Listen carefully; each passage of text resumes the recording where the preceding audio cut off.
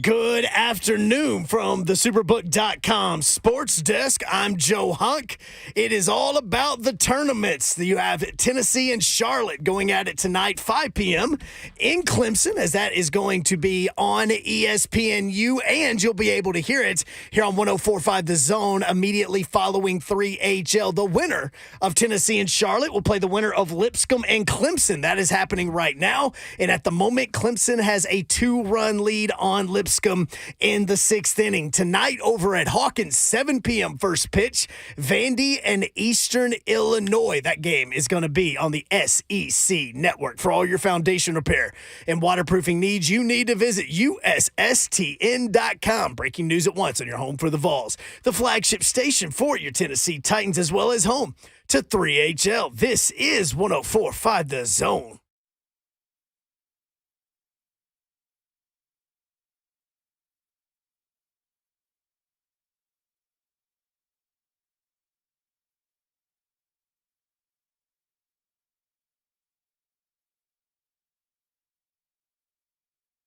Yo, what up, Nashville? 3HL is on the air. Bridge Doherty with you on a beautiful day in the Music City. Hope you're having a great Friday. You did it. You made it through the week. Yeah.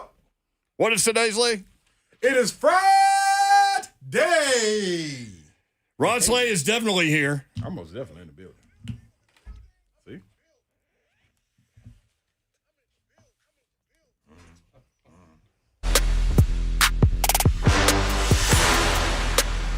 He is in the building. He's wearing a Tennessee baseball jersey. Come on now.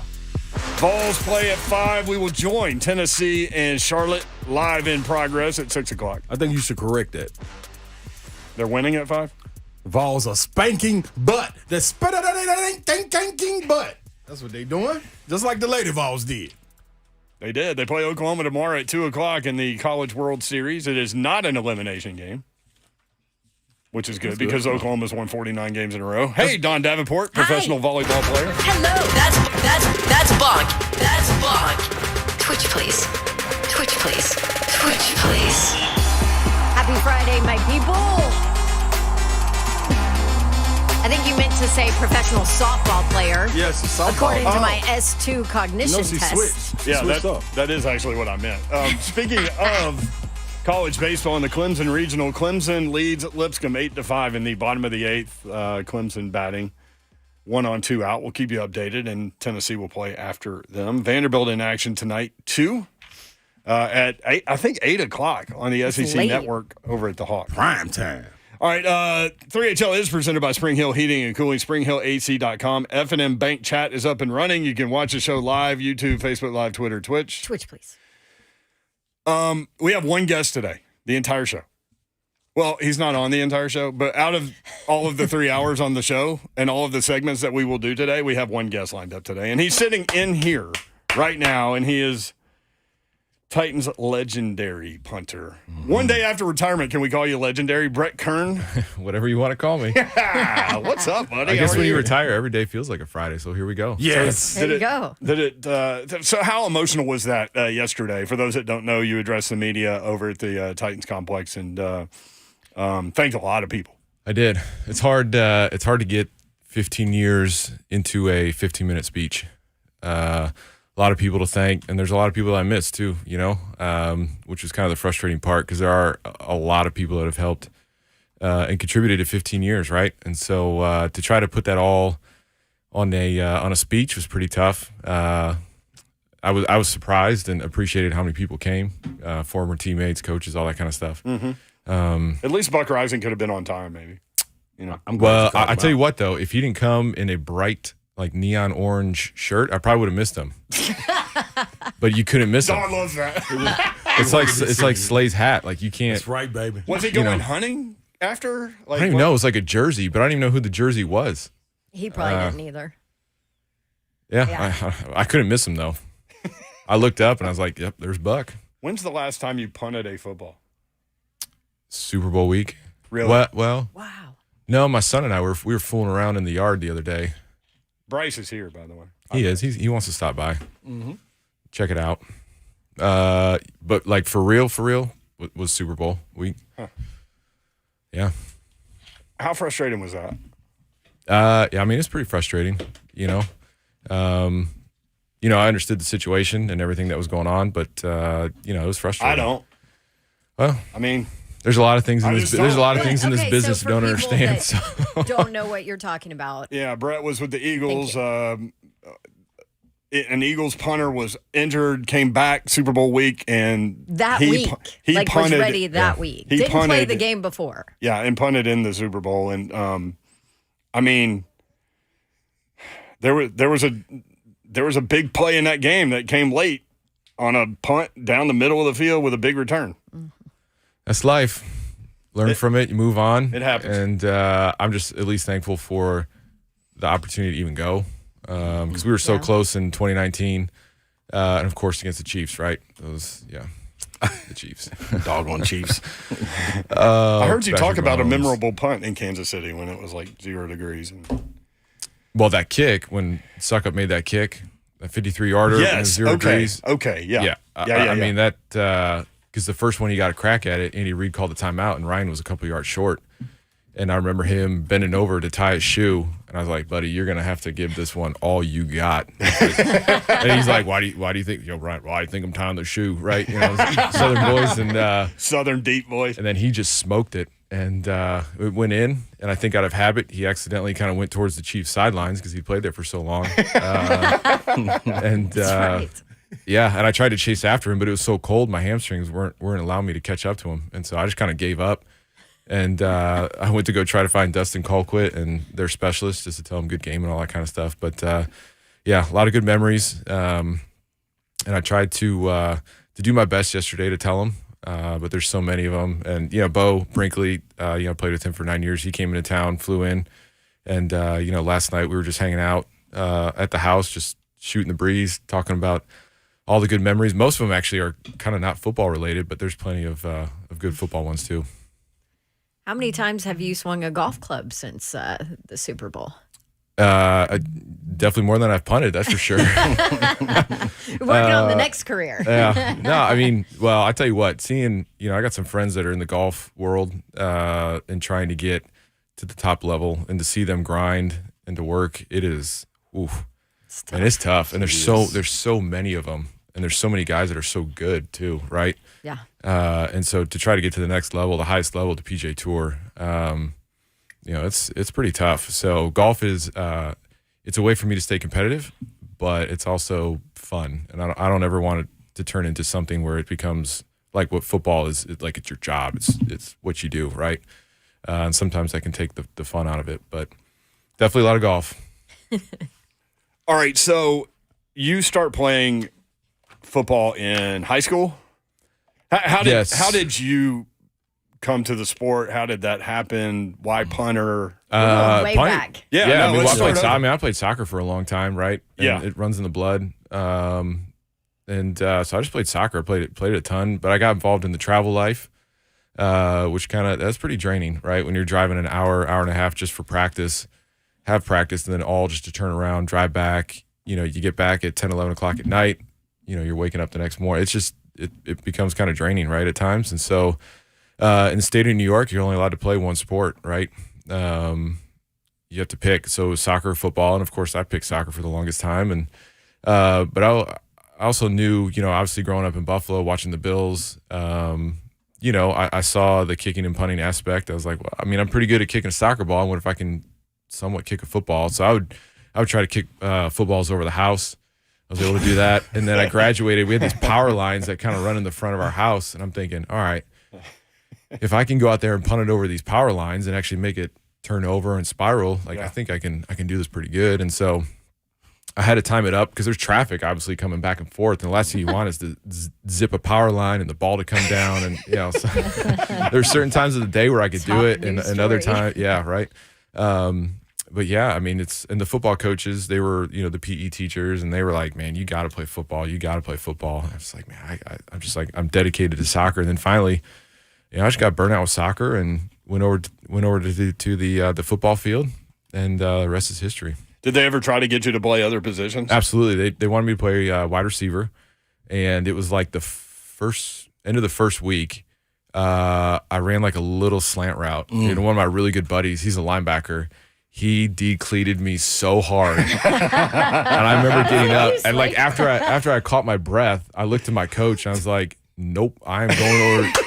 I told him, I was like, if you want me to play football, if you want me to kick, let me go over to the other field and just let me do my thing. He's like, yep, go ahead, we'll do whatever you need to do. So them linebackers, man, and he was laughing so hard at me. I mean, it was like one of those movie moments, you know? And yes, man, I still remember it. Like, I don't think I've ever been the wind knocked out of me that hard before. Wasn't it a linebacker that got you out of football too? Man, listen, my coach in high school tried to send me on a crackback to a linebacker who was a beast, Father Ryan, here locally, the Mondelli brothers. Yeah, these are local legend high school football players that still live in this market, and Slay tells this story, the Mondelli brothers. Yes, they eat, sleep, and you know the rest with football. Okay, yeah. I come back, now mind you, I'm about 6'3", 185, soaking wet. I'm coming through and I got him lined up. That's about what I was. See what I'm saying? So guess what? And it reminded him of a movie. This is the movie it reminded me of. The Program. When they talked about the snot bubbles and you land on the ground, I literally had snot bubbles. I had them lined up. It worked so good in practice. I come on a crackback and he sees me out of his peripheral. So he didn't turn his head. No, so he didn't turn it. You didn't know he saw I really got him. I got him. I'm about to decleat this man. Man, this man turned and started chasing, and he ran right last thing through you were me. expecting. My ear pad flew off, my mouthpiece came out, and my snot bubbles came. That's right. And I was laying on the ground like, What am I doing? yeah, this. And I went back and I told Coach Fitzgerald, I can never do that again. That is over. All I got is fade routes from now on. So that's all I ever ran. No more slants, none of that. A stop, a hitch, or a fade. That's it. And my career was over. No, It was over. Went to basketball. So at least you went to the different field. I said, I'm done with this field, period. So did you guys have success in high school? Yeah, we were good. We were good. Good program. Okay. Yeah, but I mean, up there, it's basketball, Yeah. lacrosse, football. I mean, I had 4 games on Friday nights. Everything's Saturday afternoon. Yeah. Unless you go to like a smaller community outside of Buffalo, where it is like, Friday nights. This is where it's at, right? But I mean, all my home games. My school didn't get lights till like 3-4 years ago. I was going to say they do that because nobody has lights, right? Yeah, nobody has Usually. lights. Yeah, that's what Keith Bullock said that. I was just gonna say that, about playing in New It's York. just different We played there. on But Saturday like basketball, mornings. though. I mean, basketball. Yeah, Syracuse gets all their people from up there, and it's So at what point was there a specific moment that you remember where you thought, I could do this at the next level? I could do as this far as going to college football. Yeah. So my dad took me to the Penn State kicking camp, and like Robbie Gould was his senior year, right? So he was there. Yeah, going way back. Yeah. I think Robbie. He's still going. I think he's 40 or Still going. Yeah, he's still going. But there was 450 kids, and it was kind of. I mean, Penn State's like the school, right up there for football, and everybody wants to go to Penn State. You want to go to Syracuse for basketball, Penn State for football. So I went up there. Did you want to go to Penn State? I did. Yeah. Yep. Okay. And so we went up there, and they kind of split you off with grade and all that kind of stuff. But anyways, I ended up winning the camp. And Larry Johnson Sr., Larry Johnson's dad, right? I think he's at Ohio State, but he was at Penn State forever. He came up to my dad after the camp. He said, "Don't you dare let your son do anything else except kick footballs, because he's going to make it pretty far." And that was going into junior year, I believe. And so, I just remember that car ride home talking to my dad, like, all right, well, I guess let's try to go to more of these camps, right? And let's just kind of see. But, back then there was no Twitter, Instagram. There was no way of promoting yourself. And so, my parents had to pay for a recruiting service. Yeah. So I made a highlight video. You sent it to the recruiting service, and they shipped it out to all these, D1, D2, D3 coaches. And then you just waited for letters to come in. And that was that. So we'll talk about the recruiting aspect and then get into the NFL career. Brett Kern in studio with us. And you can tweet us at 3HL1045. Jonathan writes, will Brett Kern join my Nashville Sports League kickball team? I tell you what, I tried to hit. Could you imagine? That's I a tried to ringer. hit. I felt so bad the other day. I tried to. My daughter, my 11-year-old, we were talking about kickball, and I told her, I was like, "Babe, I can kick this thing over the house into the pool in the backyard." She goes, "No, you can't, Dad." I reared back on this thing, and I just almost missed it. I about hit this thing 45 degrees to the right, and almost took out one of my wife's plants in the front. I was like, oh man, it's definitely time to retire. It's over. He's Brett Kern. This is 3HL. We'll be right back on 104.5 The Zone.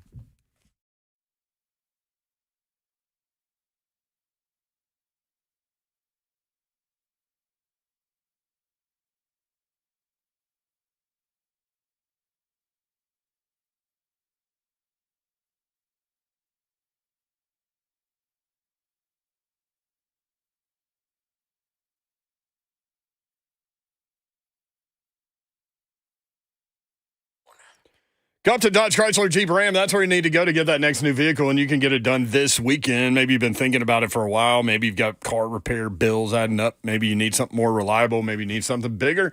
Maybe you need that payment cut down a little bit. Whatever your situation is, my friends Daniel Gupton and Ken Gupton, the guys at Gupton Dodge Chrysler Jeep Ram, will be able to help you out.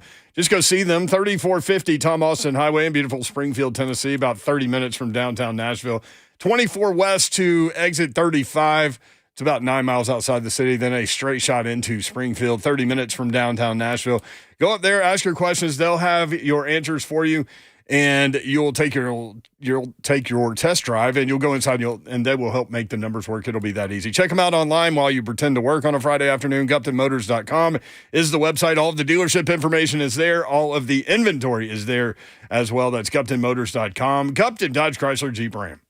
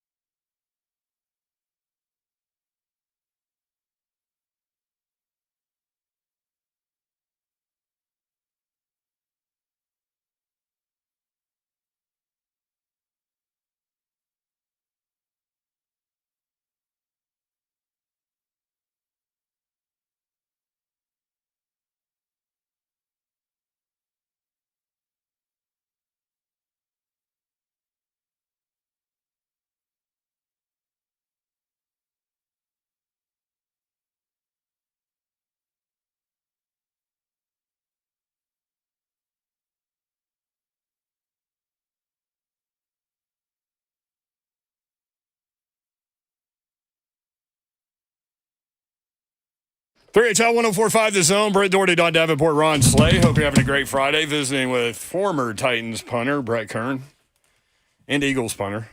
Was that weird putting on another uniform? It was really weird. But what was even weirder was when I went up to Indy for a workout. It was like week 7 or 8, maybe 9. I don't know. Ooh. But I went up there. And I was like putting on the gear for the workout. I'm like, this is And enemy line. This does not feel right. You just feel like dirty. I did. Yeah. I did. So Yeah. did you have an opportunity there and it just didn't feel? I thought I did, it but felt weird or what? I thought I did, but it just didn't work out. So Okay. yeah, and then they ended up. It was crazy because I was up there and I called my agent afterwards and I was like, man, I got weird vibes in this building. Like, I've been around. I can't imagine. But I was just saying, like, I've been around long enough and like seen stuff at, with the Titans that I'm just like, man, somebody's gonna get axed pretty soon. And he's like, seriously? you I was can like, feel yeah. it. Oh, you can feel it. And then literally, like, Frank got fired like 2 or 3 weeks later. Wow. My agent called me. He's like, "How did you know?" I was like, "Man, I'm just telling you. There's a vibe that's given off. Usually, you could tell like when people are friendly, they look in the eye, hey, what's up going on? And like coaches just passing you on the hallway, like head down. It's a weird vibe. People that normally talk to each other at lunch aren't talking to each other. Like, it's just Something ain't right. like, hey, this is not good. Something ain't right. All right, Anyways, so yeah. we were talking about the recruiting process, and so you get a service, you make a tape, you get out the tape, you wait for phone calls, then what happened? Yeah, and then you just start getting letters and kind of from all over the place, and a lot of it was, a lot of schools weren't really giving full rides, right? And so it was like, well, we're going to scholarship a punter, but he's a senior, but we really want you, so we need you to walk on, right? There was no, hey, You got that over and over? yeah, I got a lot of that. Yeah. Like Penn State, I mean, Larry was just like, hey, Jeremy Kapanos is a senior, but we'd love for you to come. So if you can just walk on your first year, and then you'll take a scholarship. And it's just, but then the other thing too is you get, it's Penn State. There's 4 or 5 kickers and punters walking on, right? Yeah. And so, the door ended up closing on some spots that I thought I was going to be able to go to. And Toledo called, and they were like, hey, we do not have a punter, and we will scholarship you, and you will start all 4 years. Wow. And this is your job. And I'm thinking, okay. Done. Like, Yeah, come get This is great. Put on the table for him. So was it a cool environment? Like, No, the game I went to on my official visit was awful. I mean, it was. Yeah. I mean, it was cold. It was windy. I mean, there was probably. it was a MAC game, right? It's one of those. You Yeah. turn on. Those They weren't on. midweek ones, yeah. Well, they weren't on TV yet, right? But it was one of those like you turn on a game on Tuesday night and it's a MAC game. You're like, oh, there's the 500 people watching the game, and And it's like pouring snow. yeah, and- like nobody shows up to the game at Ball State, like Muncie, right? Yeah. Except to watch Blaine, right? But yeah, it was one of those things, and I was just like, Mom and Dad, I told my parents, like, I don't know if I can. It's hard when you're getting letters from Michigan and some of these bigger schools that want you to come play, right? So you're in your mind, you're thinking, I can play at these bigger schools, but then really when it comes down to it, it's when you kick and punt, if you can kick and make it through the yellow things consistently, the NFL is going to find you, right? Same thing for punting. If you're good at punting and you can do whatever the team wants you to do, if that's directional or hang time or whatever, they'll find you, right? Yeah. So what happened your senior year? Your punting average went up like 5 yards per punt. What happened? Yeah, I met my wife. Is that real? Are you serious? No, I'm serious. Yeah. Aw. That's like the No, I mean, like- sweetest comment ever. No, I mean, I don't know if it was meant that way, but No. Like, I mean, I okay. think So I your think they're- your whole being changed and got yeah, better. I mean, there were a lot of things that kind of contributed. I mean, each year that I started, I felt a little bit more comfortable, right? Which I think kind of correlated to the NFL, right? The first year, 2-3 years, it was just, you're like trying to keep your head above of water, right? And then finally for me, it was like year 3, year 4 in the NFL where I was just like, all right, here we go. I got this, right? And the same thing for college. It was my senior year. And yeah, I mean, I met my wife and it was just, I don't know, it just felt a lot better. Was at peace with things, knowing that football, there just wasn't as much pressure on football, if that made sense. Like, yeah. And so I think, off the field was going really good, which then helps with on the field, and how you play and how you perform. And yeah, it just took off. Brett Kern with us That's on 3HL. So the Denver Broncos. You transitioned from college to the NFL. What happened? What were the phone calls? Did you have other opportunities? What was it about Denver? Yeah, I mean, I didn't get invited to the combine. I went to the Hula Bowl, which was a joke at the time. Like the first day, it's in Hawaii, right? And you're thinking, well, first of all, I left Detroit at 6 a.m. Had a layover in Denver, LAX. The flight in LAX got canceled. Oh no! So then I was the last one on a flight from LAX to one of the smaller airports. I can't pronounce it, right? Yeah. And then from there to Honolulu, and I got in Honolulu time at like 3 a.m. Which, if you do the time change, I pretty much did a 10 full o'clock, right. Yeah. Well, they lost my luggage. So then I was, for the first like 3 days, I was wearing like Hula Bowl shorts and a t-shirt, right? Finally got my luggage like on Thursday, and I got out there on a Monday. First day of practice was Tuesday. They forgot the footballs, right? I mean, it was just like we were supposed to have per diem, didn't get per diem. Oh my! Yeah, it was The IOUs. it was disastrous. So then I took a flight from Honolulu after the game. I actually had a really good game, which helped. And then I went from Honolulu straight to Houston for the East-West Shrine game. And I Anthony Kelly, who's now with the Raiders, he was the only scout. He was a scout at Denver at the time. He was the only one to talk to me in both of those games, to interview me, actually be like, hey, like conversation and all that kind of stuff. And so that's when it kind of put Denver on the map for me. And, no combine. I didn't have any workouts, nothing.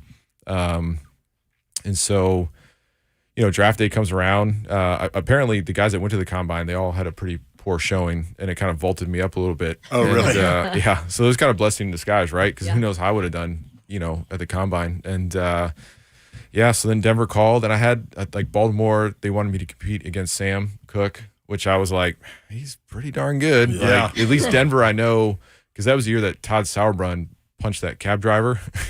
And so they cut him, right? And there was 4 games left. So they brought in a kid for the last 4 games, and then they brought in another one. What was the league? Was it XFL? Something like that. USFL, XFL. Yeah, so he played in Back then that. it So was they that, brought a yeah. kid in from that did pretty good, and then it was me. So it was 3 of us. And so that whole offseason, the 3 of us competed. And that was back when there was it was wild, wild west. Like if you wanted to punt in the morning at practice, you could. If you wanted to go again in the afternoon, you could. There was no like rules, structure, right? And so, so we just competed, and then finally in the mandatory mini camp, the special teams coach was like, "Hey, we can only bring 2 of you to training camp, so we're gonna cut one of you. Whoever does the worst in this punt period, like we're gonna cut you." Oh my Jeez. goodness. Yeah, Good Lord. and thankfully On the fly. I went last, so I got to see the other 2 guys go first, and they kind of, I mean, I was nervous as all get out. Like you can't even, like I'm hitting my legs. I'm like, I can't even feel my legs right now. Right? Like, come on, body, let's go. Right, because what would you have done if football wouldn't have worked? I mean, well, the thing is, I went to Toledo for like urban development, so like neighborhood planning, commercial planning. But that was in 2007, 2008 with the crash. So like nobody, Yes. so like people that I went That's to right. school with, they couldn't get a job Yeah. anywhere. So a lot of them went and did other stuff that wasn't even related to their field. And so, I mean, I would have found something. I mean, I would have, Yeah. you know, But it's a good question. Right. So Who knows? back to that kicking challenge. So Yeah. you can't feel your leg. It's Yeah. your turn. What happened? I just hit like a very generic basic punt that turned over, and I was like, all right, here we go. Like, let's just, you got this. And so the one kid, I feel bad for him. He didn't do the best, and there was somebody waiting for him at his locker after practice. And then I competed in that camp. Matt Prater was the kicker, and it came down to who Matt wanted to hold, and it was me. So, Wow. That's crazy. I want to know, like, what was your psyche going through this? Because I know when people come out of college and they're getting ready for the pros, a lot of people say, man, this is going to be some of the funnest time of your life. Preparing and traveling and going to all these different camps and things of that nature. And it sets off with your trip to Hawaii. And then you get, like, that's all set bad. Did you ever think, like, hey, man, I don't know, this might not be it? Or were you dead hit on, like, I'm going to do this? I just wanted to give everything I had, Right. and just see how far it took me. Okay. Right. I just didn't want to have any regrets of, man, I didn't try hard enough. I don't know what it could have been, Right. or what it could have become. Right. So I just gave my all and everything. And here we are, 15 years later. in Nashville on a radio show, right? So Talking about your phenomenal career. it's been a huge blessing. So the altitude, how much of an advantage is that really for a guy kicking a football? A little bit. I'd say I see it more in golf. Is it overblown though? Like golf, do people make more of it than that? I think so. Yeah. But I mean, in golf, you feel it. Like you feel it in your chest. I remember the first workout, and if you ever get like Wesley Woodyard on, because we came in together in Denver 08, and our first workout was 10 300s with like minimal rest. And I remember thinking, I'm not gonna make it. I'm not gonna make it. Like someone at the time I was engaged to my wife, and I wanted to tell somebody, please tell my fiance that I love her, because I don't think I'm gonna. And all of us rookies, there was 23 of us. We had a big class, and I just remember all of us looking at each other. I mean, half of us were throwing up, and then the strength coach was like, "Welcome to Denver." I'm like, "Oh, I'm not gonna be able to do this." Wow. Five is cool. 10? 10. That's altitude? ridiculous. Yep. Could you have done that, Slay? In college, yeah. Yeah. And I was No. I was in really good shape too. I came in and I was right around 195, 200, like 6% body fat. Like, I mean, I was in good shape and I was ready to roll. Yeah. And that workout smacked me hard. That's crazy. Yeah. All right. So despite I'm reading this, despite having the highest yards per punt average in NFL history, Kern was waived by the Broncos on October 26, 2009. Were you surprised? Very. Yeah. Yeah. Because that year in Denver, we started 6-0. And so usually you kind of don't mess with things when that happens. But I think the Titans were 0-6 in those 6 games. Yeah. that's why they were able to claim me. They had first rights. They had first And that was rights. the first week that the record came into effect. So how were you told? And then what did you do? I was on the golf course. I just went, I think I've told you guys kind of the story where, I went to, there was a course a lot where of people that have heard of it. It's a great story. That's why I asked. There's a course where, if you're a Bronco, you go play it and they just let you go on. And if you came at the right time, you could play, right? And so I played it, I think maybe it was a week before. And then, I got cut on Monday and I went there Tuesday. And I forgot what the guy's name was, but I said, "Hey man, I'm just here to play, 18 real quick." And he goes, "Hey man, it's $80."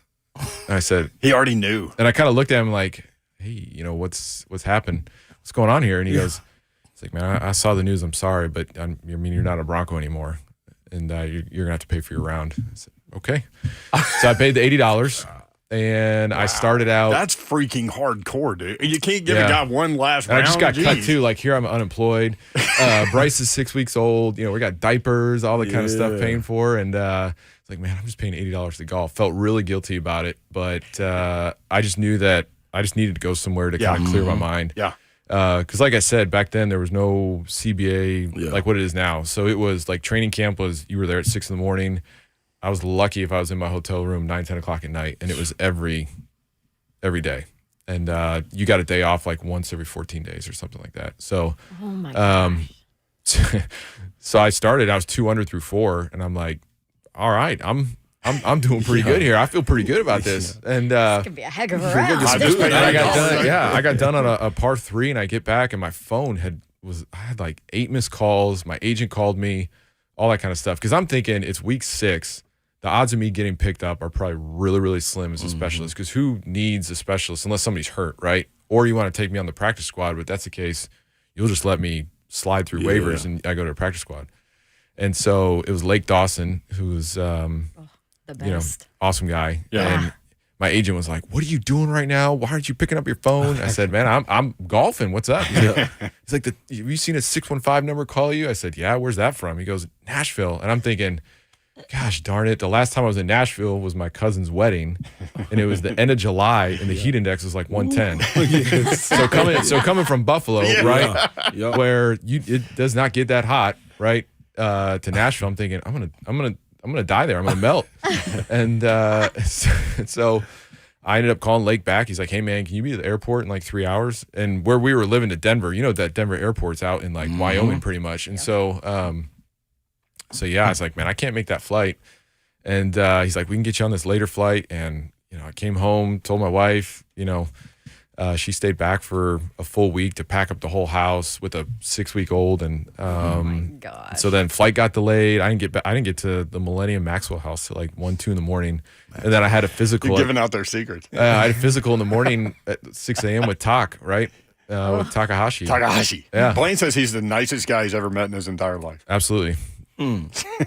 Like he's always smiling. Always. Like you could tell a joke, he's gonna smile. You could sucker punch him, and he's gonna be like, he's gonna laugh and smile. Yeah, that was a good And he'll one. probably tell you thank you, right? I mean, that's the kind of guy he is. And so yeah, I mean that was my start to being a Titan. Wow. Brett So, Kern with us on 3HL. did they ever tell you why The Millennial in Denver? Maxwell. They just said they were going in a different direction. That's all. That's all you got. Wow, that's wild. Weird. Just different direction. And I just remember going into Josh McDaniel's room, trying not to bawl, just Yeah. because I was more like, I feel like to go home and have to tell your wife and Who just had a baby? just had a baby that, hey, I don't have a job anymore and I have no idea what's going to happen next. Yeah, it was. So all that emotion was, I was actually more relieved to be like, okay, I don't have to be in this regime kind of anymore, right? Maybe I can get a fresh start somewhere else. But yeah. Wow. So how was that first training camp? Well, actually, I'm sorry. You're season. coming to an 0-16. Didn't Yeah. they start winning? They when did, they brought you in? went 6-0 in Denver, and then I came here and they went 8-2. So I went 14-2 that year. Nice. Dog. Yep, and no playoff money to show for it. So how different was it kicking in Nashville with the humidity and all of those things? Is it noticeable? Well, Stadium to stadium, city to city? Yeah, it can be sea level, not sea level. Oh, for sure. But I remember coming to my first practice, and I don't even think it was that warm, but it was humidity, right? Yeah. There's no.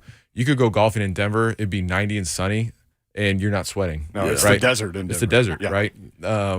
And ask so when I came Traylon. here, Yeah.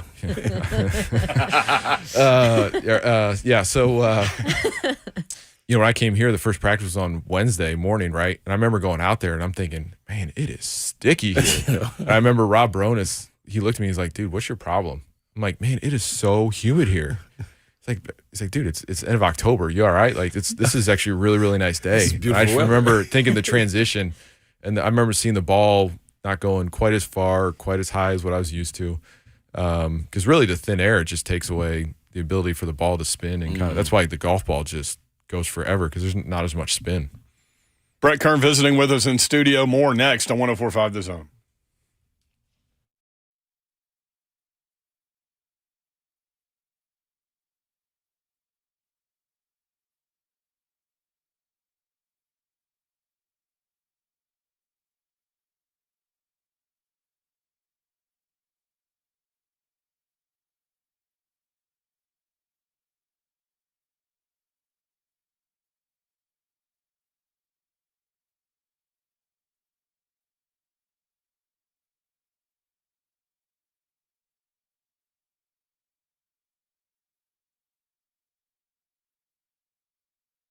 What's happening, people? Ron Slay here, man. Listen, Superbook, it didn't go the way we needed it to go last night. The NBA Finals. Sometimes, listen, it ended up being an 11-point game. Babsy saying, ain't no uh-ohs. We're going to be able to bounce back. 2 days rest in between. We'll regather and we'll come up with something, man. But anyway, if you missed out on it, now is your opportunity. Go download the Superbook Sports app. You got the hockey, Stanley Cup about to take off. You got baseball going on. So a lot of things for you to gather in and get your money back. Visit superbook.com to wager and win today. Reason being, they are the most trusted name in Vegas, and it's live right here in Tennessee, people. They got a team of dedicated odds makers behind the counter in Las Vegas setting all of their prices. And I'm talking about guys with decades of experience, not experience like me, but, you can counter it. You can go against me and maybe you win. The main thing is the promo code. Promo code, write in SLAY, and you get to score up to $250, people, with the first bet bonus. Win or lose, they will match your first bet up to $250. Don't forget the promo code is SLAY. So, you got a gambling problem? Well, visit superbook.com for terms and conditions. Gambling problem, call 1-800-889-9789. Book it.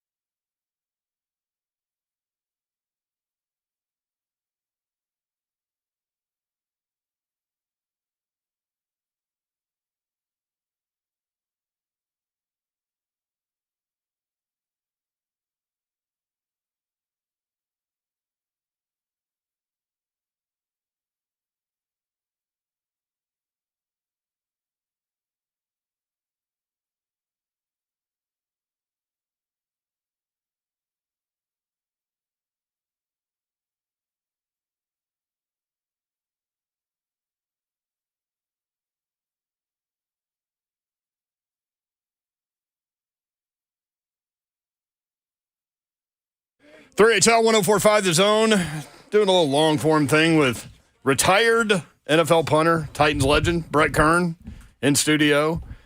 What's your best memory in a game? Man, I'll tell you what.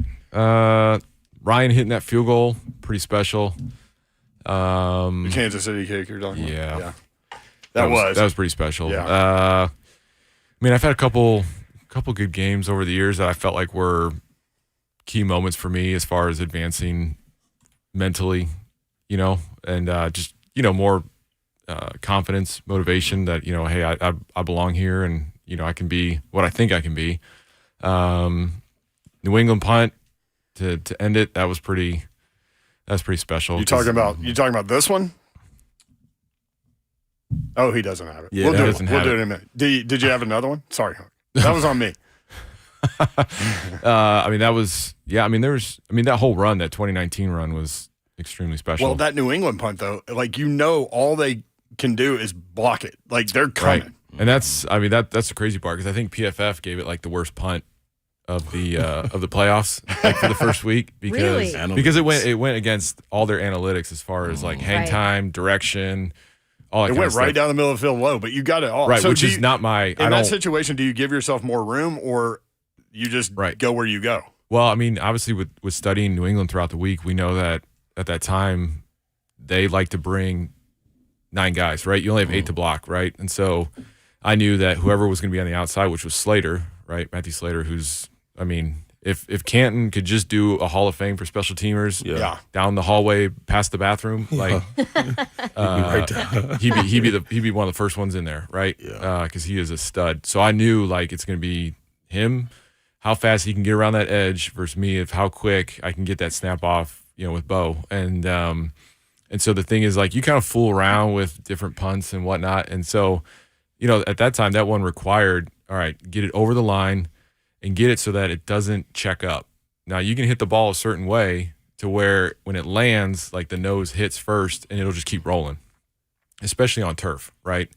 You can't hit that type of punt in Pittsburgh, Cleveland, where the grass is it's terrible, right? So, so I kind of I remember during that week thinking, okay, if we get this situation right, this is what I'm going to hit. And I remember hitting, 5 to 10 of those types of punts. And wow, it's amazing because when you get that roll, you can hit it 70, 60, 70 yards and really not put a lot into it just because of the rolls just keep going and going and going.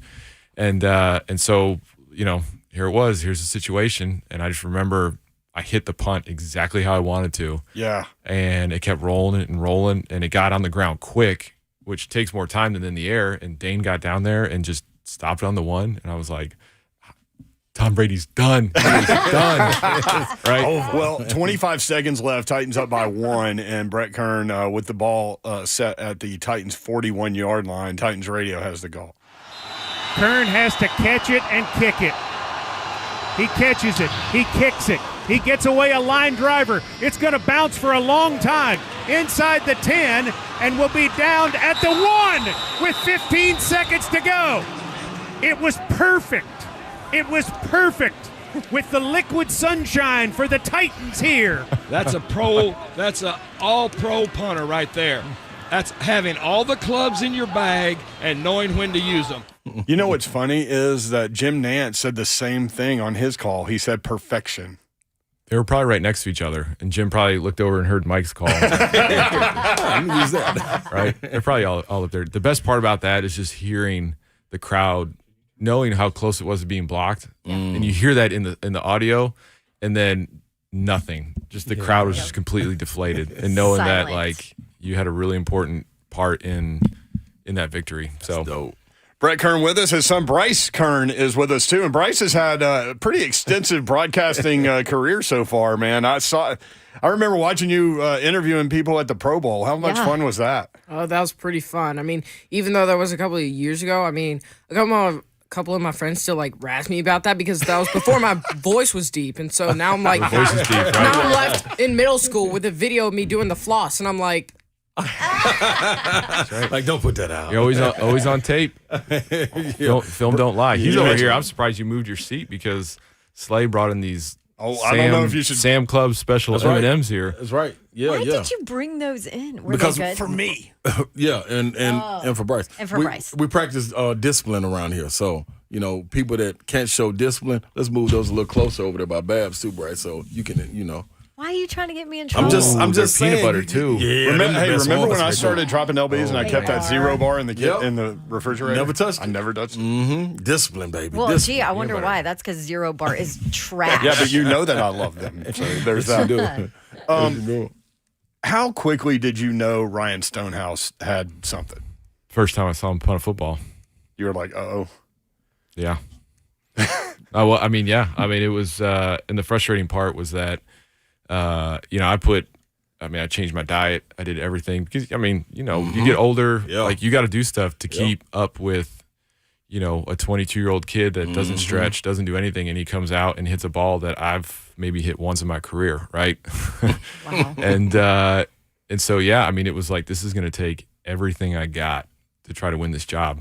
And I had a great offseason, great training camp, really good preseason. And it's just, at the end of the day, like, the business is the business, right? At everybody, the business gets them at some point, right? You might be in your second year, third year. For me, it was, year 14, year 15, right? And it just the business always wins. And so the goal is to, save the best that you can, right? Because you never know when you're done. And just to make an impact on the people that you meet, right? You never know. You might see one guy, he might come in for a workout. He might be on the practice squad for 1 week. And you might, I might be blessed enough, like Bo, right? Play with him for 9 years, or Ryan and these guys that you have a lot of time with. And so that's kind of what my main goal was, is like, just treat people with kindness and respect. And you might only see them once or twice, or you might be with them for 10 years. Like I was with Art Smith for, 10 years, right? And so you just never know in this business. But to watch him punt a football, I just couldn't help. Like Craig invested in me when I first got here, right?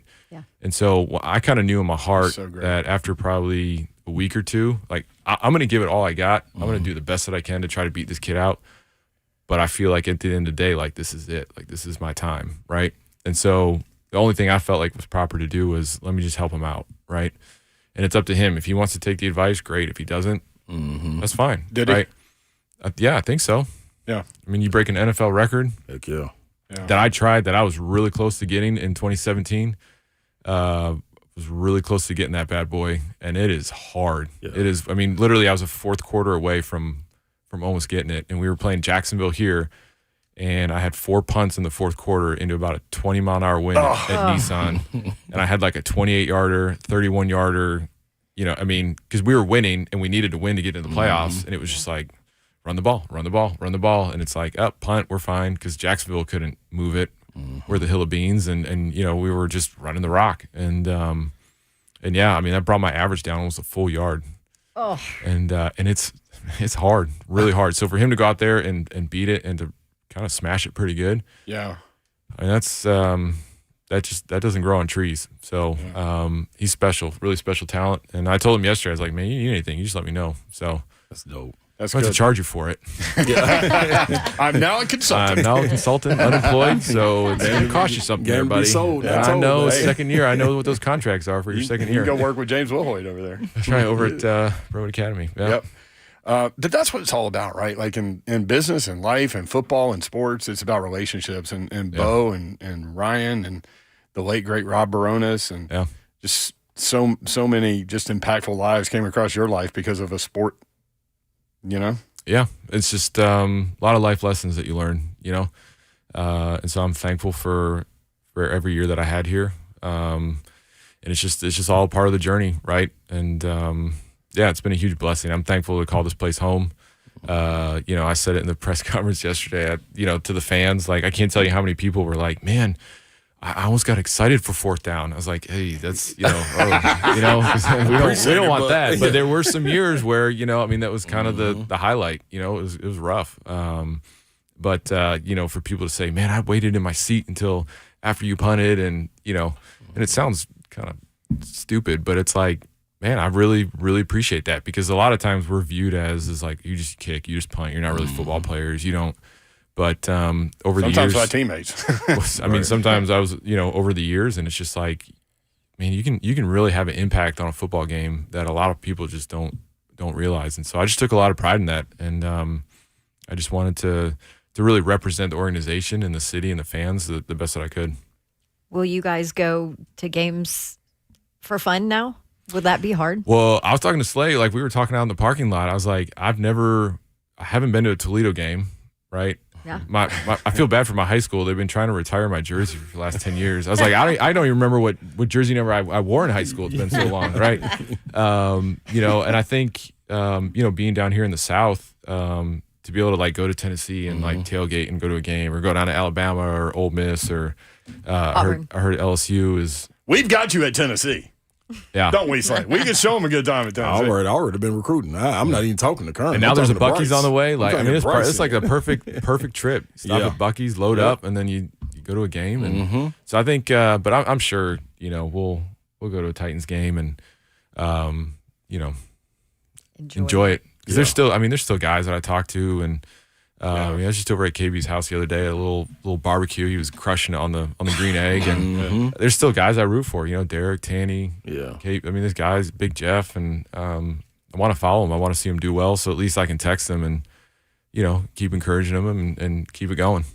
It's funny when you said that you would talk to KB, like we all kind of perked up and like, I wonder what. Yeah, I said that yesterday, and I was like, what KB said. Yeah. Where did this conversation happen at? Was it like in the locker room? Like, where was this? No, he just got done doing probably 1,000 push-ups, jacked out of his mind. So. We averaged your punt yardage, so we're not averaged, but added it up. So 46,136 yards is 138,408 feet is a marathon, 26.2 miles. That's pretty crazy. Kick the marathon. You're the Kick marathon. the marathon. Isn't that crazy? It's a lot. So I wonder why when I wake up sometimes it hurts to walk a little bit. It's probably why. Oh, yeah. It's a lot of punts over the years. That's why I told the equipment guys yesterday, I said, you guys have probably caught easily 35 to 40,000 balls of just training camp, fooling around, warming up, pregame. Yep. I tried one day. I know. The best one was Kaharski. When he came out there and tried to catch a knuckleball, and he caught one, he got the laces square on the chest, right on the sternum, and the laces left an imprint. Like he kind of took his shirt up, and it's just laces all down his chest. Like, I got you good, buddy. I love it. Well, hey, man, congrats on an incredible career. I appreciate it. And, man, it was fun to watch fourth down. Yes. I appreciate it. You've got an open invite in here, as do you, Bryce. Thanks for coming in, buddy. Bryce will come back because he's got these peanut M&Ms in front of him. Yeah, baby. All right. Well, we appreciate it. Did you jump off Twitter? Did I see that? I'm gone. I am Twitterless, and it is marvelous. I tried to pull Like, up I didn't even know. Brett Kern 6. It was gone. It's gone.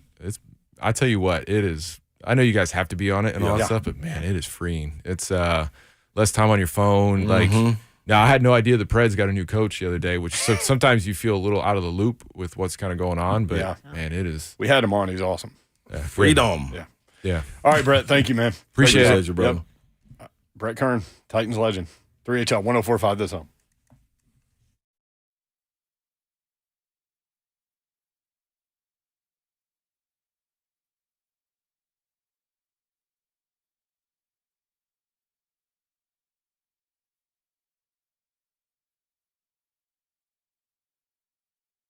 What's happening, people? You just now moving here to the city? Well, we just got a preview of how hot it gets. Kern just told you how hot it gets, man. So if you ain't got your HVAC unit in place and how it needs to be running, you in trouble. You need to be hitting up Spring Hill Heating and Cooling, Babs. See, it's the humidity that gets you. Yeah, Spring Hill Heating and Cooling, proud to be a York certified comfort expert company, always backed by a 10-year parts and labor warranty on all York products. And here's the deal with Spring Hill Heating and Cooling. They're family owned and operated. And when they say family O&O, they mean it. Kevin opened the doors back in 2011 while raising his fam. And now his daughters run the office. His son and his son-in-law are running on-site technicians. It's a big family ordeal. On top of getting that new unit, man, they got you covered on it. You get a 72-month no-interest financing with approved credit, people. It's real simple, real easy to do. SpringHillAC.com. You got to hit them up, Babsy. Call them.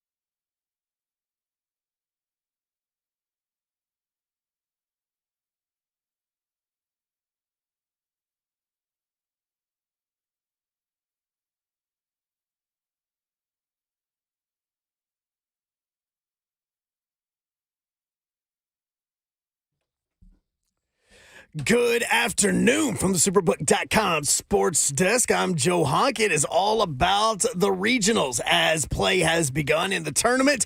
Lipscomb, they were doing good for a minute, and then it all kind of went left as the Clemson Tigers defeated Lipscomb just a little while ago, 12-5. Lipscomb is now going to be waiting on the loser of the Tennessee-Charlotte game. That is going to start here in about 1 hour at 5 p.m. You can watch it on ESPNU, or we're going to join it in progress at 6 o'clock here on 104.5 The Zone. As far as Vanderbilt is concerned, they have first pitch against Eastern Illinois tonight at 7 o'clock over at Hawkins. That game will be on the SEC Network. For all your foundation repair and waterproofing needs, you need to visit USSTN.com. Breaking news at once on your home for the Vols, the flagship station for your Tennessee Titans, as well as home to 3HL. This is 104.5 The Zone.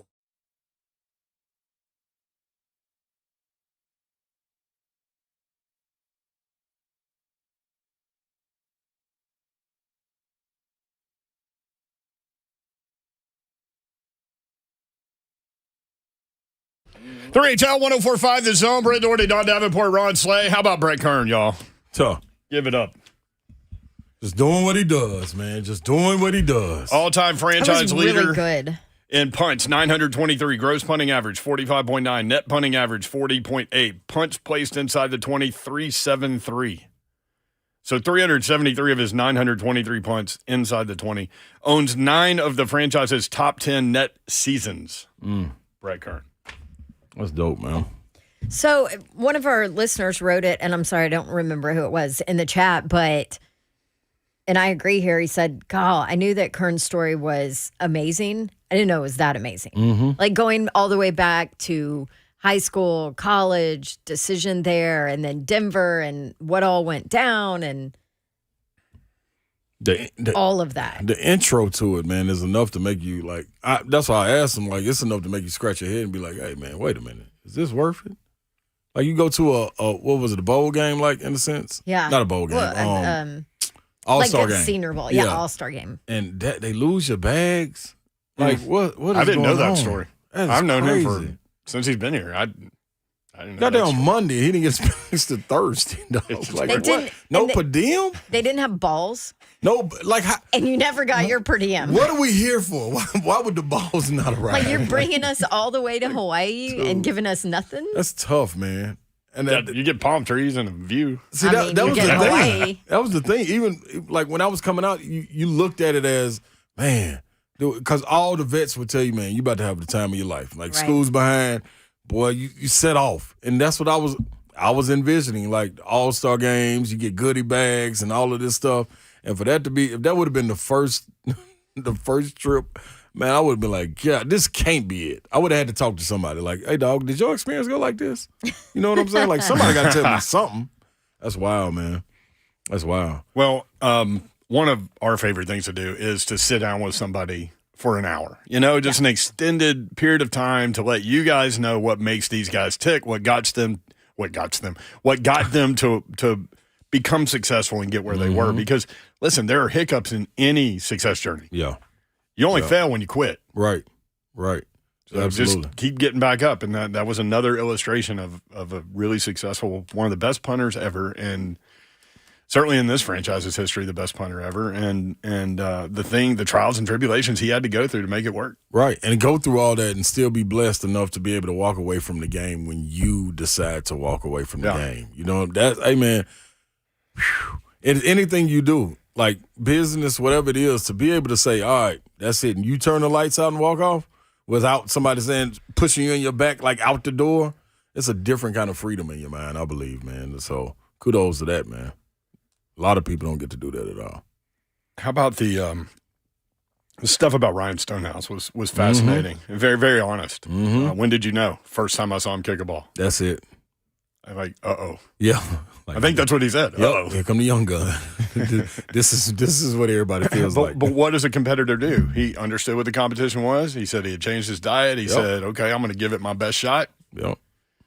And so anyway, he ended up on a Super Bowl playing team.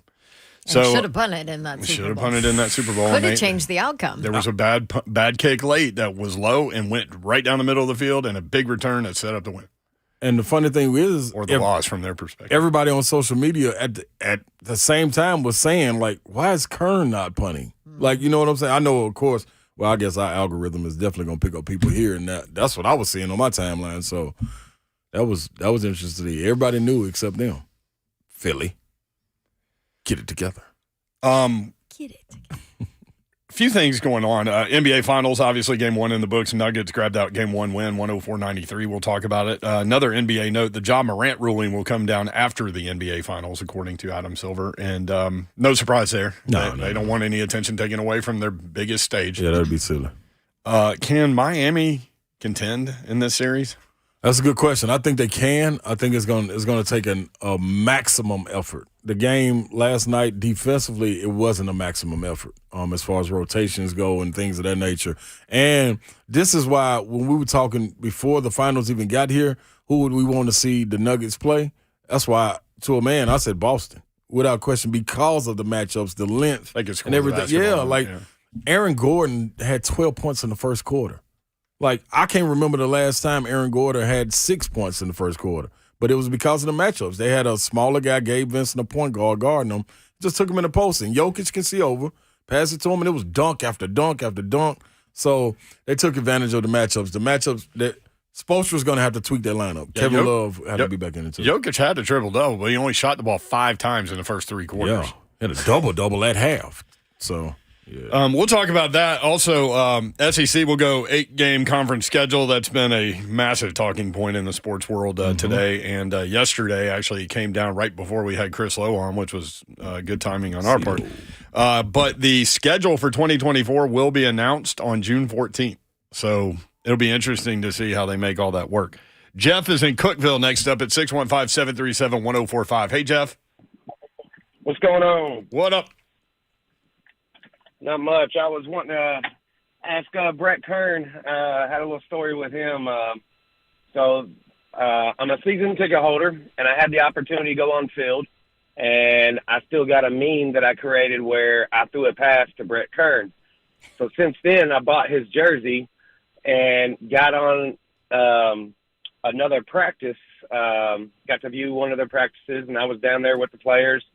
Well, Brett Kern disappeared, and I'm the only probably fan wearing a Brett Kern jersey to his practice.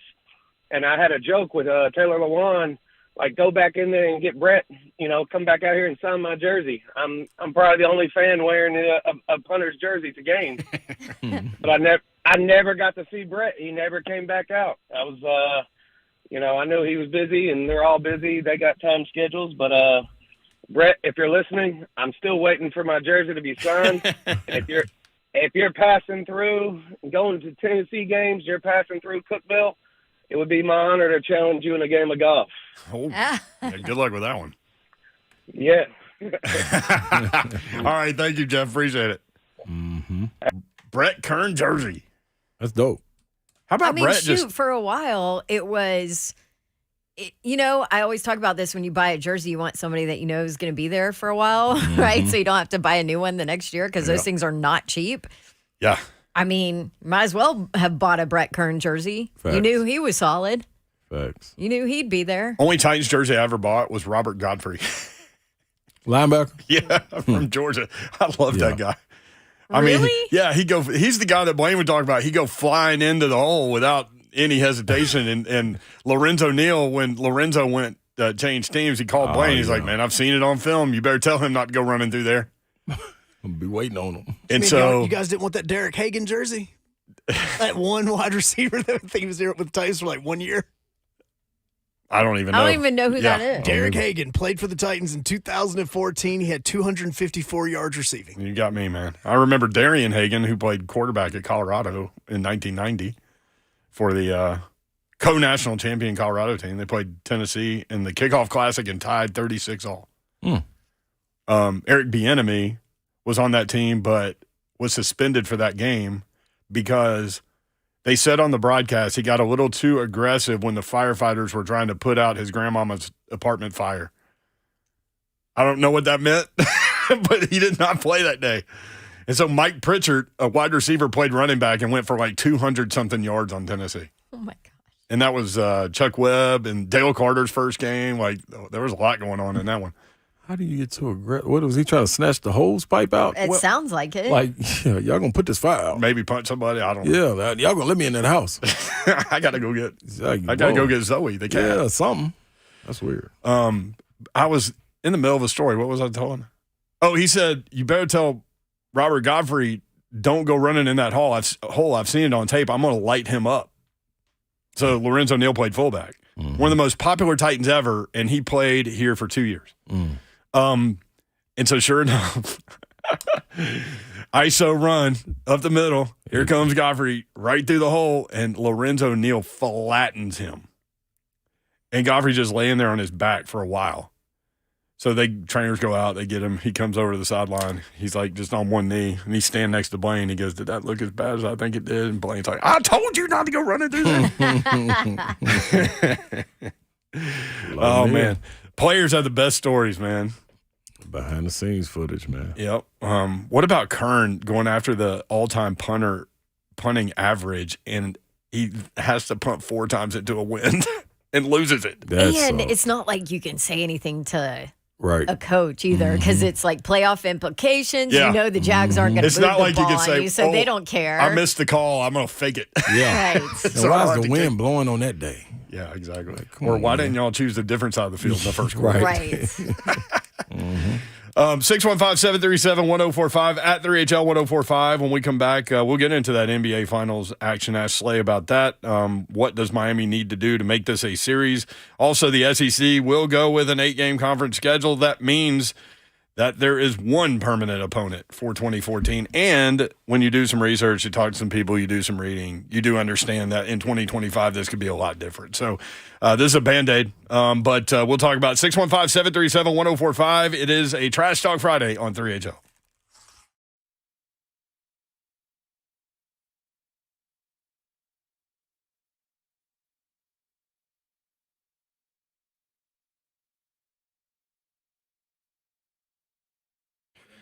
Diggins Surf and Landscape Supply, these are your guys. The weather is heating up, and you need to know how to deal with that with your lawn, and the experts at DickinsSupply.com, that's the website, can help you out. Trey Hartsook here with more. Hey, Trey. Hey, Brent, what's going on, man? Happy Friday. It is really starting to feel like summer here in the Middle Tennessee area. I'll tell you what, now is the time. If you're thinking about getting a new lawn machine, it is the time to do it. Toro is doing a lot of great promotions as far as the lawn mowing side of things. It doesn't matter whether you have 0.3 of an acre or 33 acres. Toro has a lawn machine for you that can get you done, get you out of there, because it's starting to warm up. Like I said, it's going to be hot outside. Don't want to be out there sweating too long during these summer months. Come in and see us. If you want to talk about machines, want to talk about turf grass, doesn't matter. At Diggins Turf and Landscape Supply, we have experience at all different locations. We can get you helped out, get you what you need. Stop in and see us. Conveniently located all over Middle Tennessee. Got locations in Nashville, Cool Springs, Hendersonville, Murfreesboro, Bellevue, Brentwood, Lombard, Mount Juliet, and Franklin. If you can't get a hold of us, check us out online, DickinsSupply.com.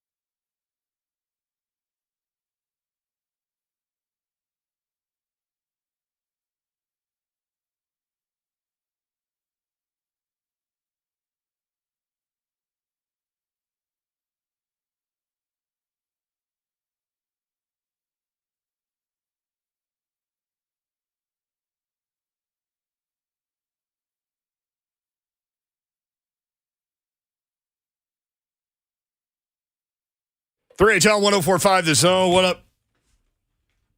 Slay's ready for Tennessee baseball. Listen, man, I came in. Listen, I feel like I put my head in the trash can because it's trash Talk Friday, and I took off all the garbage by my mouth. I don't care what it was. Old broccoli, old salami wrappers, whatever it was. Gross. That's how I feel like the trash talk gonna go today.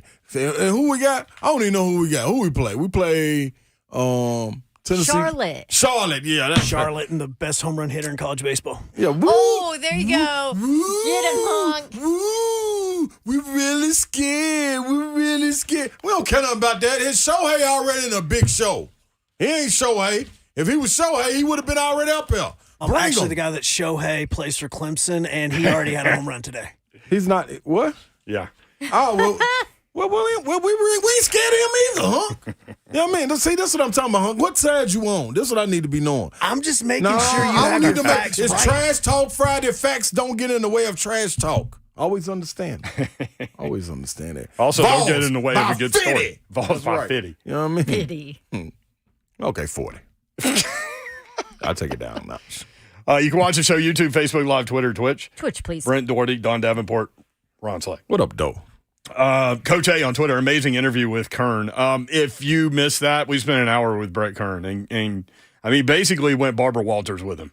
Mm-hmm. Just how it all started, what happened, where it is now, all of that. I could have went so much longer. I know, Easily. We could have did the whole show. Felt like we'd like kind of skip a lot of stuff. You know what I mean? But you got a lot we of had the to meat and timeline potatoes. it. Yeah. Yeah. So wide open show if you want in, 615-737-1045 at 3HL 1045. The SEC will go with an 8-game conference schedule in 2024.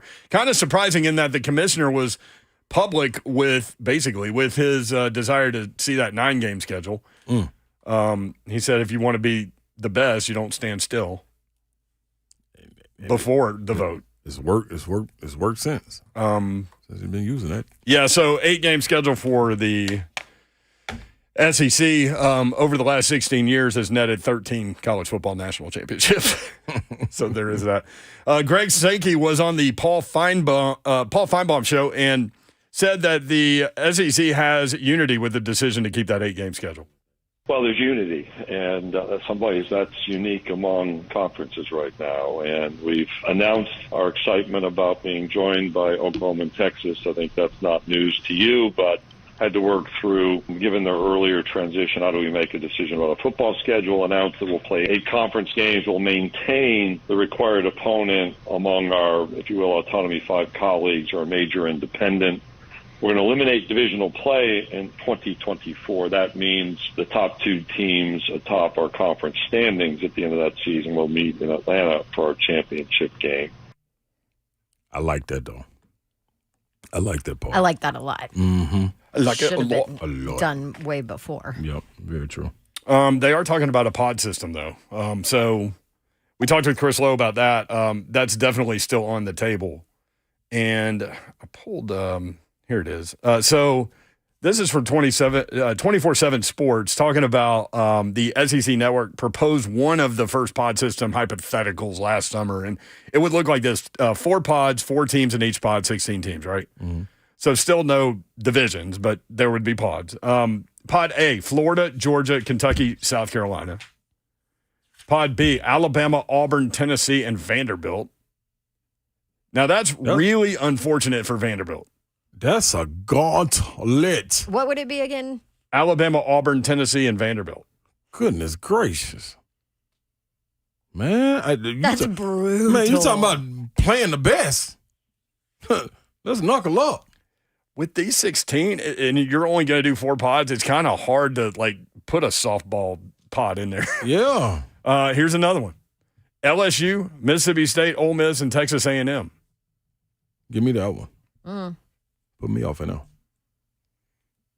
Arkansas, well, I think Brian Kelly's about to win big down there. I don't doubt that at all. And Texas A&M has the most money. I just think, but I think they got Jimbo. Yeah, they do have Jimbo now. Yeah. I mean, and they brought what's the name in? Oh, the OC. Yeah. Bobby Petrino. Yeah, Bobby Petrino. Yeah. Pod D: Arkansas, Missouri, Texas, and Oklahoma. That's a nice one. Ugh, that's a nasty one. It's some elbows and some bloody noses in that one. Arkansas, Texas, and Oklahoma. Yeah. Arkansas don't like Texas, right? No. Right. Yeah, not at all. Because they overlap some recruiting. Yeah, and Missouri will be right there on the outside trying to sneak punches. And Mizzou and Arkansas overlap. Yeah. They're not going to do the pods apparently until they do the 9-game schedule. But with the 9-game schedule, annual rivalries, according to this article, would remain intact. Fan bases of every school would get an opportunity to see new opponents more regularly. This creates a more balanced slate for every team in the SEC once Texas and Oklahoma join the ranks. Under the 9-game scenario with pods, every school would play 3 teams in their group. So I mentioned Vanderbilt. So Vanderbilt would have Alabama, Auburn, and Tennessee. That's dope. Brutal. If you want to be the best, you got to beat the best. Yeah. Yes. Yeah, night in and night out. They would play 2 opponents from each of the other 3 pods. So one would be left out. Yep. Mm-hmm. And would guarantee to host every SEC program at least once every 4 seasons. So that works well. I love that, honestly. I really like to. So does the pod system mean that the SEC will go to a Final Four? Man, you really changing the game now. Because there are 4 pods. Yep. You got to take the top. And how much team. more money would that be for the conference to play an extra playoff game, like conference playoff game? You talking about beat up each other. Man, well, I don't know how you do that. I love how you're laughing. Like, because it's harsh. But see, this goes back to why this year I'm great with them playing 8 conference games because you're still winning national championships. Who cares? You don't have to switch. And all conferences are not created equal. Yeah, I'd rather know, like, what does that extra conference game do for me in terms of strength of schedule with the college football playoff committee? I need to know that. Plus, they haven't gone to the 12-team playoff yet. Mm-hmm. So, like, under the current format, Babs is right. The 8-game schedule does help. Yep. I would think. As a fan, I want the 9. But and because I know eventually you're going to do it, so why not just do it? Mm-hmm. Hey, man, that's tough, man. What did Chris Lowe said yesterday? What did he say yesterday? Kicking the can down the corner? Mm-hmm. Like, you're going to do it, so why not just do it? God, that's what Lowe said, and I mean that makes sense because they're going to go to 9 games. It means more money. What did the commissioner say? Money doesn't lead; it follows. That's what the commissioner said yesterday. He's had some comments, man. I mean, he's solidly behind 9 games all day long. Yeah, but he can. That's a part of it, being a visionary. Well, to that point, the big picture part of what we were just talking about, Greg Sankey on the Paul Feinbaum show said the SEC still needs to think in terms of the long-term big picture. We obviously have the need to make a long-term strategic decision, and we continue to go through those various considerations. We think about non-conference scheduling. We think about our own conference scheduling. We think about the playoff. We think about bowl eligibility. And this to merge really is the right interim step. In a way, with the input from our schools, we're going to plan to honor many of our key rivalries. I think those are obvious, and we'll announce the matchups of the games on the SEC network on June 14th. That's amazing to me that they're going to be able to turn around this schedule that fast. Yeah. But when you start thinking about it, like, Alabama's got to play. So you figure out who the one team is that's, quote unquote, the permanent team. Mm-hmm. And for Tennessee, I'm guessing it's Vanderbilt. But you also know that Tennessee has to play Alabama and Florida and Georgia. You know what I mean? And so I think all of those things will still happen. And they'll worry about, like, competitive balance to a degree, I would think. Right. But I think they'll wait to ensure, like, fan base is seeing a different team. You know what I mean? Who is it's got to be tough for Auburn and Georgia, doesn't it? Like, Auburn would have to play Alabama without question. Mm-hmm. But Auburn has a lot of rivals and Georgia has a lot of rivals too, right? So, I mean, like, how do you pick those? I mean, yeah. I mean, I feel like everybody in the SEC does. That's why the 9-game has to go, because you want those 3 permanent rivalries. Like, everybody's got at least 2, and most teams have 3. Mm-hmm. But what's funny about it is that Nick Saban forever was for the 9 games. Remember, he was like, we want to play nothing but Power 5 teams. We want to play the best. And then he was for the 9 games, and then I think Tennessee beat him. Mm-hmm. And then I think he started thinking, if we play 9 games, our 3 are going to be Auburn, Tennessee, and LSU.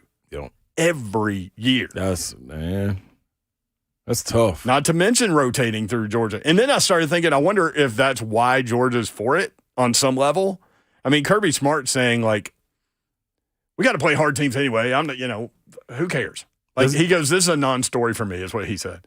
But he also knows that, in a 9-game scenario, that Alabama would have to play those 3 teams. But you know what I mean? That's an advantage to Georgia. And that's why I was saying, like, isn't Georgia, don't they have the weakest rivals outside of Georgia would be Auburn? Florida, Auburn, and who? South Carolina? Or who? Tennessee, you don't maybe really, Tennessee. What would Tennessee be? Tennessee would be Alabama, Vanderbilt, and then Florida. Either Florida. I guess Florida. Like, I mean, that's what I'm saying. Like, we can't leave Kentucky out of anything. Like, who's going to be their rival? They're just going to have to pick a team. South Carolina, Missouri. Out of Vandy. That's like Auburn. I know for sure. Yeah, Vandy. Yep. Auburn, I know for sure would. Who is theirs? Auburn is Alabama.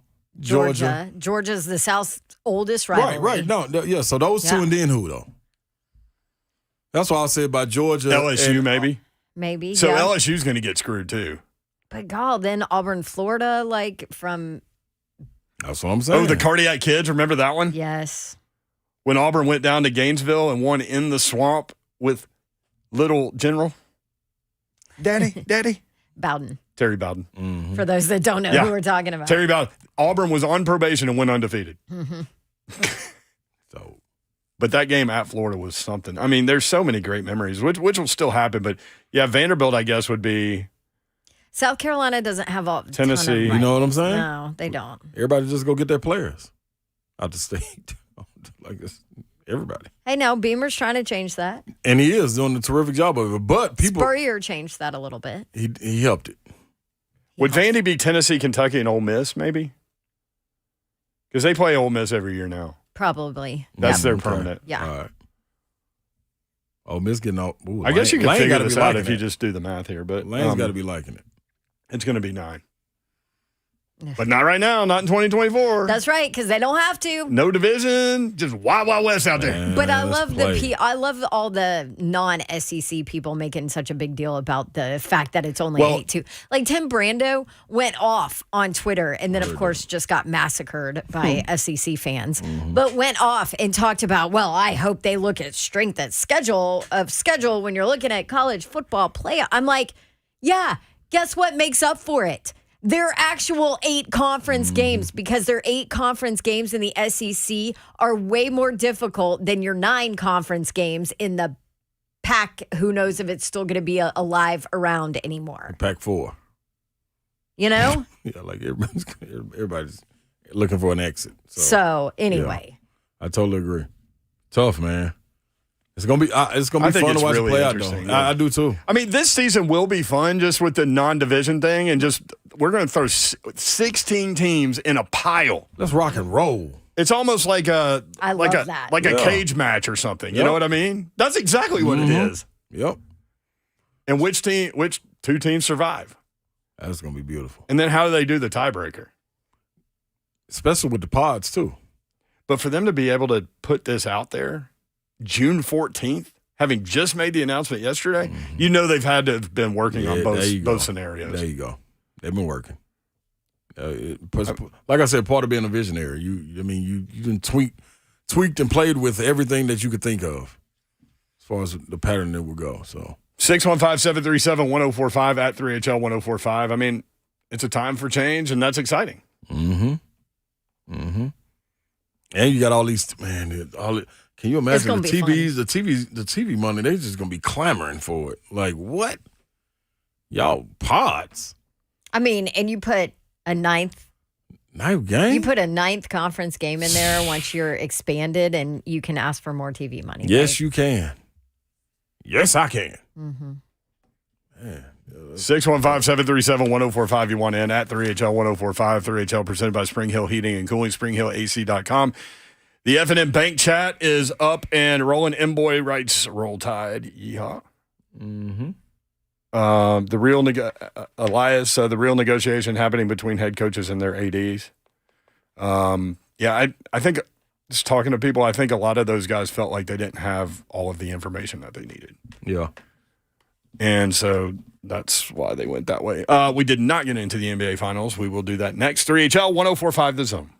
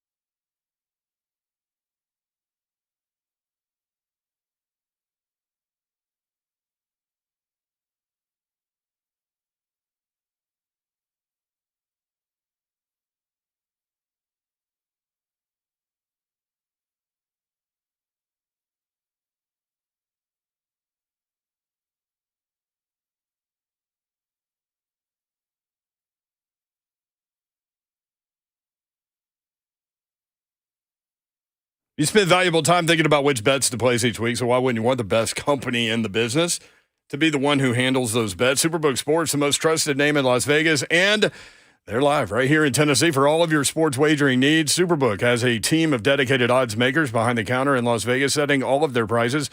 We're talking about guys with decades of experience showing you why Superbook has the best odds around, and right now you can look ahead to the hockey and NBA finals and final, and you can make bets game to game. You can make bets on the series, and you can make bets on all kinds of props and things like that. So download the Superbook Sports app or visit superbook.com to wager and win today. Make sure you stay tuned to the Zone TV feed after the show. Slay will have a parlay for you. I might have a pick for you as well. Download the Superbook Sports app to get ready. Visit superbook.com to wager and win today. Visit superbook.com for terms and conditions. Gambling problem? Call 1-800-889-9789.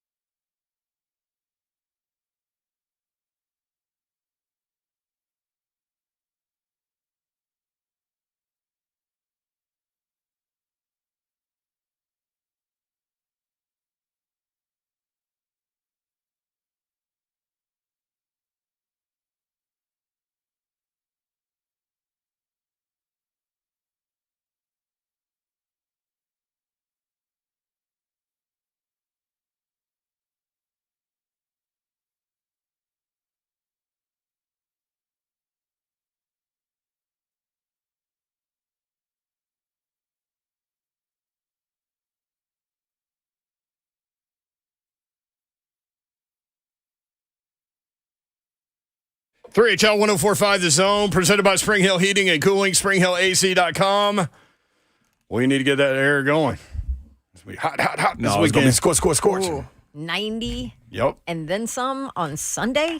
Y'all know what though? This is just us being spoiled though. Because guess what? It's June. Dude, it's supposed to be scorching right now. Going into June. Right. And another thing, since it's Trash Talk Friday, let me add this in. Hey, we are on the rebellion, people. We are on the rebellion. All my fathers out there, let me just go on and let y'all know. It has started. I was supposed to tell y'all June 1st, which was yesterday. But I'm telling y'all today, we are marching.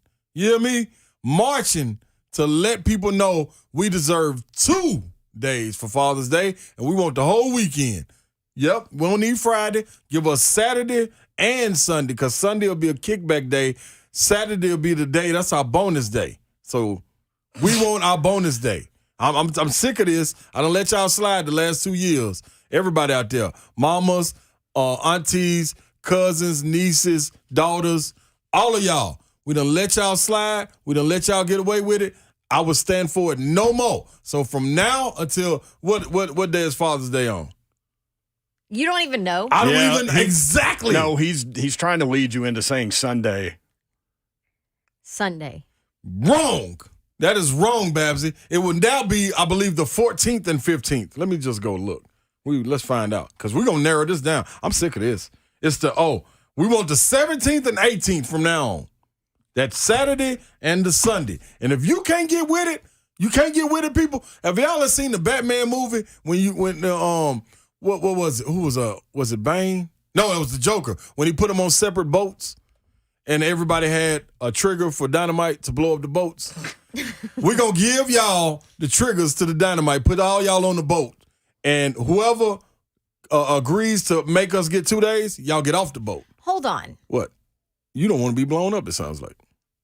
I probably will be blown up, because what does this entail, though? What does giving you Saturday and Sunday entail? Does that mean we have to give you a gift on Saturday and a gift on Sunday? Okay, here's your socks on Saturday. Here's your boxers on Sunday. I'm glad you asked, Babsy. Yes, we will still receive gifts on Sunday, but Saturday is a day for us. That is a day for us. So instead of just being able to spend a morning on Father's Day, which is all we really get, we all really get 6 hours from 6 a.m. to 12. Y'all coming out, waking us all up, kids all around, smiling. Look, Dad, Here's look what I got breakfast. you. Yeah, exactly. Look at this necktie I got you. I don't even wear ties. Like, do you feel what I'm saying? So this is what I'm saying. We will accept our gifts from 6 to 12 on Sunday. But the rest of that day, you make it happen for us. You take us out to eat. I want to see these restaurants packed. I want to talk to them. Matter of fact, I want the managers set up get up. Zeph, somebody get on top of this. Set up a meeting with all the restaurant managers in the Tennessee area. Now, we'll start with the state of Tennessee, and we'll branch out. But start with I want y'all to get all of them on the phone, set up a meeting for next week down in the conference room, and we're going to talk about, if these restaurants are not packed, we shutting them down for Mother's Day. We shutting them down for Valentine's Day. We shutting them down for Christmas. We shutting them down for Thanksgiving, because y'all really still that day too. We shutting them down for Women's Week. We shutting them down for Women's Month. No. Yeah, we shutting them down for what's another day y'all get? Birthday. Y'all birthday. But they're packed on Mother's Day for sure. You get your birthday too. Y'all don't like giving it to us though. That's y'all just extended 8 hours. That's all we get. We go from 6 to 12 on Father's Day that morning, and we get 2 extra hours on our birthday. I'm tired of it. So y'all like to give us a night. Y'all like to give us night gifts for birthday, starting about happy hour. That's how y'all treat our birthday, happy hour. We are no longer accepting happy hour birthdays anymore. Starting with this, 2 days. Men, listen. Now, I'm telling you. Now, y'all, don't you back down. I mean, you stand firm, 10 toes down at that door. If they try to run out, you let them go.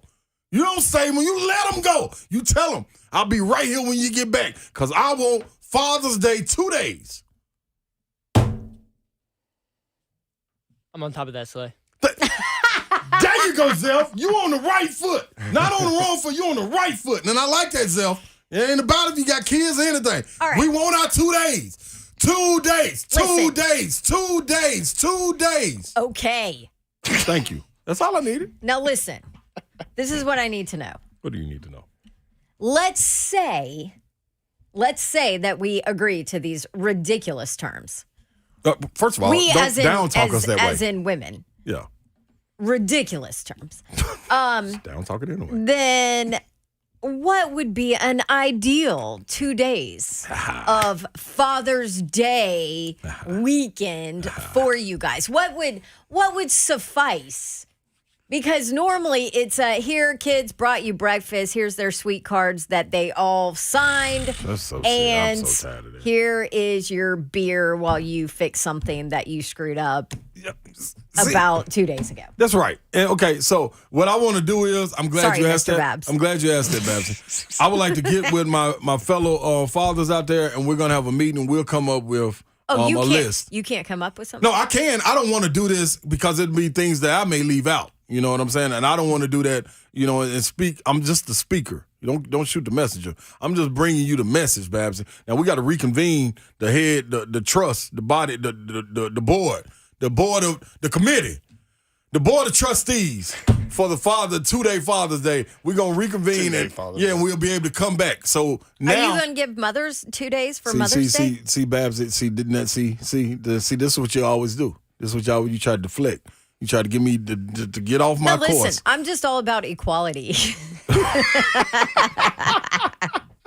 Y'all day just passed, Babsy. You didn't ask for it then. You know why? Because I just named all the other days y'all get. Y'all get Valentine's Day. Y'all get Mother's Day. Y'all get birthday. Y'all get Thanksgiving. Y'all get Christmas. Y'all get Thanksgiving. Yes. Y'all get Labor Day. Y'all get Memorial Day. Y'all get Passover. Y'all get Easter. Easter on after we go out and we anniversary. Hey, thank you for the rising. Then y'all take over the day. So that's 9 days. Lord, 10. Y'all get 10 days, Babs. We get 6 hours. Did you say anniversary? Yes. You said anniversary. Yes. You think that that's just an R day? Without question. What? Hell yeah. What? Man. Ask all the flower shops out here. How many women go in there and say, "Hey, I need to get some roses real quick for my baby. It's the anniversary." No, ain't no women going in there saying that. It's all men going in there. That's all we got to do. Hey, make sure you get them people, the restaurant managers on line 3 when you get an opportunity. I'm on top of that. Broderick says, Ron Slay, you can hit the couch alone. Don't get us in trouble. See, they got you. See, they got you. See, got you pissing down your leg, man. Come on, stand up, dog. Man, see. Lucci says they also get Good Friday. Come on. I'm trying to tell y'all. That is just absurd. That's what I'm saying. It is ridiculous, Babsy. It is ridiculous. Yes. CC, LOL, equality, Passover. You feel me? Like, it's crazy out here, man. It is crazy. And I just won't stand for it no more. I done had enough. I've had enough. I'm on this diet. I sent my ex flowers. See, man, everybody, man, we'll never get none. Dawn's husband texted us, preach Slay in all caps. That's what I'm talking about. Yes. I'm talking about, I'm going to pass the tray around. You're on the text. He sure did. Because he's a part of the board of Mr. trustees. Babs, you are cut off. See, stop using that, Babsy. Don't do that. Oh, no, I'm using it. No, see, that ain't fair. It's never fair. Listen, this is how Father's Day at our house is going to go. Here's your cards. And I actually forgot to give you one, so I'll give it to you next week whenever I actually go get it. And here is your awesome apron with all your kids' name on it. And now go make us dinner. I like to take a quote on from the grill. I like to take a quote from the great philosopher Hadley. Happy Father's Day. I take a quote from the great philosopher Hadley. Look at this mess. All right. We still haven't gotten into the NBA Finals. We'll do that. 5 o'clock hour coming up, 3HL 104.5 The Zone.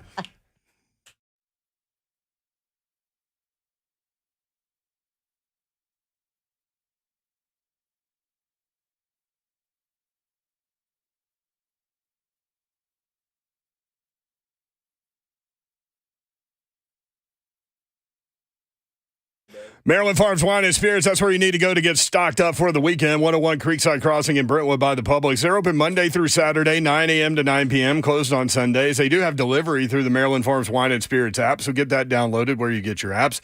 They have curbside pickup as well. Maryland Farms Wine and Spirits located in Brentwood in Maryland Farms, 101 Creekside Crossing by the Publix. Maryland Farms Wine and Spirits, locally owned, serving Middle Tennessee for more than 17 years. You're looking for the perfect gift for a housewarming, birthday, a thank you, maybe Father's Day.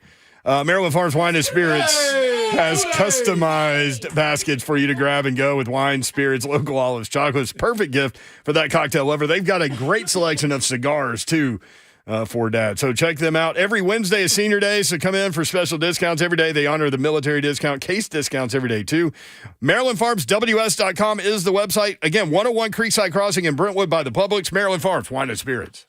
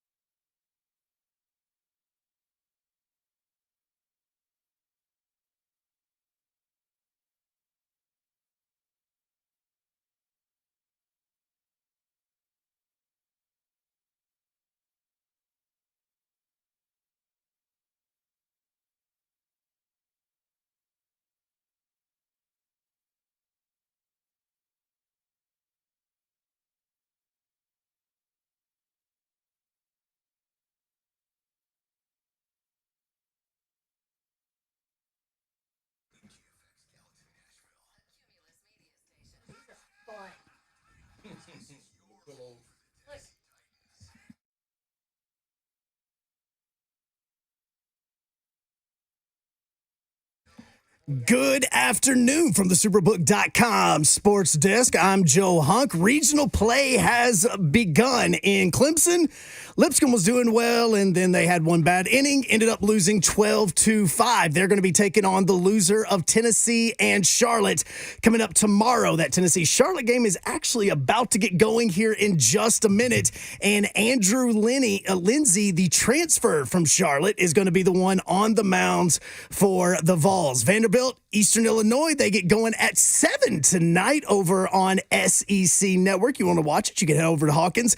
And don't forget that the Women's College World Series tomorrow, the Lady Vols in Oklahoma, 2 p.m. on ABC. For all your foundation repair and waterproofing needs, you need to visit USSTN.com. Breaking news at once on your home for the Vols, the flagship station for your Tennessee Titans, as well as home to 3HL. This is 104.5 The Zone.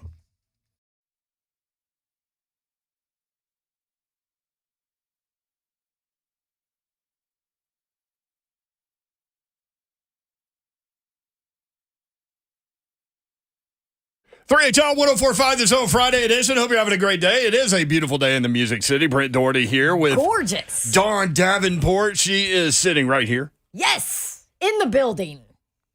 104.5 The Zone AI. On the T-Dot Smartway map, there appears to be a meteor approaching downtown Nashville. No, wait. Scratch that. No need to check for weather alerts. This appears to be a Babs native. She's coming in hot. Entering the studio in 3, 2, 1. Let's go! Trash Talk Friday, baby! We're going to have a fun and fast 5 o'clock hour. Yes. Ron Slay is in his Tennessee baseball gear. Tennessee baseball taking on Charlotte momentarily. We will join that game live at 6 o'clock. I'm in the building. That is right. Good pick. Yep. All the little 49ers out there, we're taking you down, baby. Are they the 49ers or the Miners? I think they're 49ers. Charlotte 49ers, I think. I think they're the Miners now. Oh, all right. Well, it won't be long for us to find out because we're going to get y'all out the way. They've got the nation's leading home run hitter. Yeah, that's Charlotte. Cute. That's cute. That is cute. But good thing he can't hit every single time. No, they're the 49ers. Oh, they're 49ers. Okay. Yep. He can't hit every single time, so guess what? What is it, 9? It's 9 batters go up, right? Yeah. Okay, if he's not all 9 guys, well, guess what? They're in trouble. They are in trouble. Maybe if he was 5 guys, maybe it would work, but nope. Sorry. We're spanking y'all. Wah, wah. Have you, by the way, it was Randall Godfrey. I think I said Robert Godfrey. Yeah, I don't know you did. where, I don't know I know where I got that. I didn't want to correct you. Always I was correct me. That's why I was like, I don't even know who that is. You said it with such confidence, though. I Yeah. was like, man, that kind of sound right. It's the R. I said it with such confidence that you questioned yourself. Randall Godfrey was a comedian, wasn't he? Or actor or something. I'm going to look it up. It's Mark Godfrey. Gilbert no, like Mark Godfrey. Godfrey's the Gilbert basketball coach. Gilbert Godfrey. Yeah, that's Gilbert what I'm thinking. Godfrey. Gilbert, yeah. Oh, that's right. It ain't even the same spelling. That's what's crazy. No. We've been talking a lot about the SEC scheduling. They're going to have an 8-game conference schedule in 2024. That story came down about 24 hours ago. The schedule will be announced for 2024 June 14th. That is when Texas and Oklahoma come in. So if you want to weigh in on that, you can. 615-737-1045. We've got some shrapnel left over from the last segment with people supporting your idea of Father's Day weekend. Oh, okay. Kevin is in Gallatin. Kevin, what's up? Hey, what's up? How y'all doing today? Great, Good, Kevin. Slay, I am so glad to see you on the ball. You on point with this one. I'm a single dad. I raised my son for 18 years as a single parent. Mm-hmm. You know, worked a full-time job. You know, the whole time that I was raising him, never had a woman of the opposite sex spending the night because I never wanted him to have a negative connotation of relationships. Mm-hmm. So I'm glad to see you championing the Father's Day. We need to do something. Give us a couple days on the weekend and let us go fishing. Do something we like. There you go, Kevin. On Mother's Day, we take them to eat and do all that, and you know they get a weekend, the spa, and everything. On Father's Day, you ever notice we got to get behind the grill and we got to cook for all these people? That's what we don't even like. Yeah. Yes, Kevin. Yeah, Kevin, you're spot on with it. So to take Kevin's a step further, he's exactly right because it's kind of like we on house arrest. Well, Kevin, we don't even get to leave the house. I wish a woman would spend a day in the house on Mother's Day. You're right. We're kind of like just grin and bear it. But I'll tell you, being a dad was the greatest blessing in my life. And definitely it's like true. winning 100 lotters. So No question, brother. I wouldn't trade for anything in the world. Love it. Oh, Y'all have a good day. Thank you, man. Yeah, man. See, that's the feeling. Like, that's the feeling right there. And I'm just speaking from the soul, Babs. I don't mean no harm in this. Boy, it sounds like he's coming from the soul. I tell you, you're preaching, bro. Man, dude, I'm out here I'm shaming the devil, telling the truth. And the reason is because, man, I'm tired of it. Who's the devil in this? Man, you better watch yourself. I ain't going that far. You better check yourself Yours before you wreck yourself. Yeah, I ain't no just fool. doing what he we does. we still got 363 days that we got to, you know what I mean? We got to make it happen. I'm just saying, though. Hey, y'all, listen, Here comes man. the bus. Yeah, I'm just saying. Kevin hit it on the head, dog. We don't get to leave the house.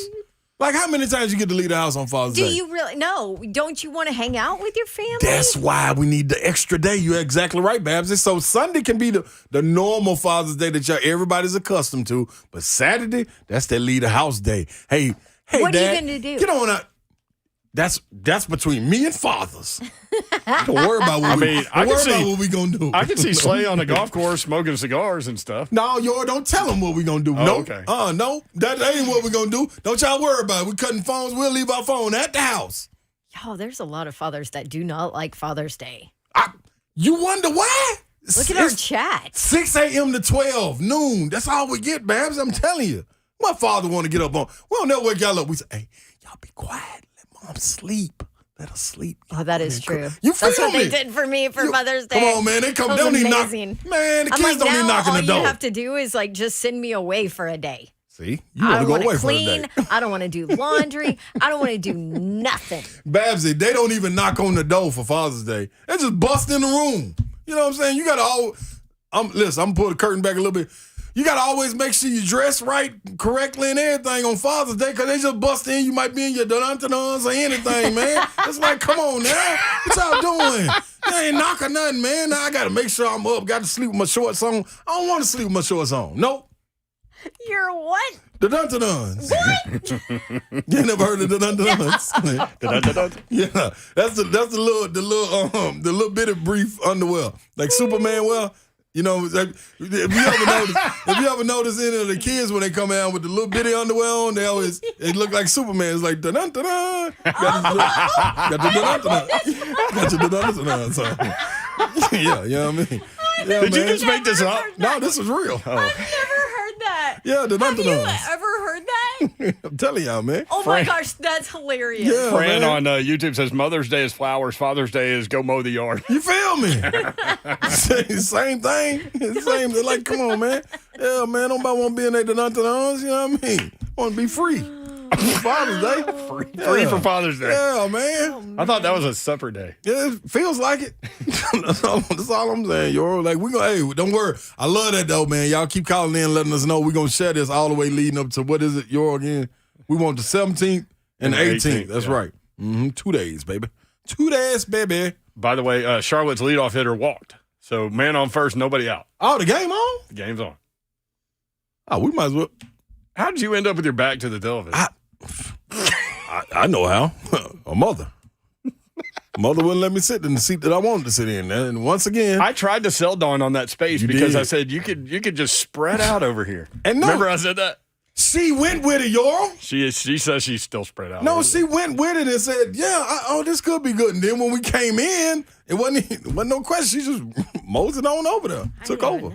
She's kind of like a dude, though. She doesn't like to have her back to the door. I don't like having my back to the door. Well, I got to see what's coming in. I'm ready for that, though. Come on in that door you want to. Or remember when Ecky Bob used to stand over there and just kind of blend in with the wall and then we wouldn't know he was there? Yeah, Yeah, I had to put an end to that.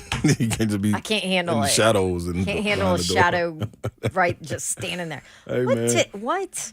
What, now Babsy? Mr. Babs is on your Yes. Yes. No, he said, hell, Slay, let's just get one full day and then we can start working on two. No, we gotta aim high. Have a day. No, you just heard Sankey. We gotta aim high, man. Like, nope.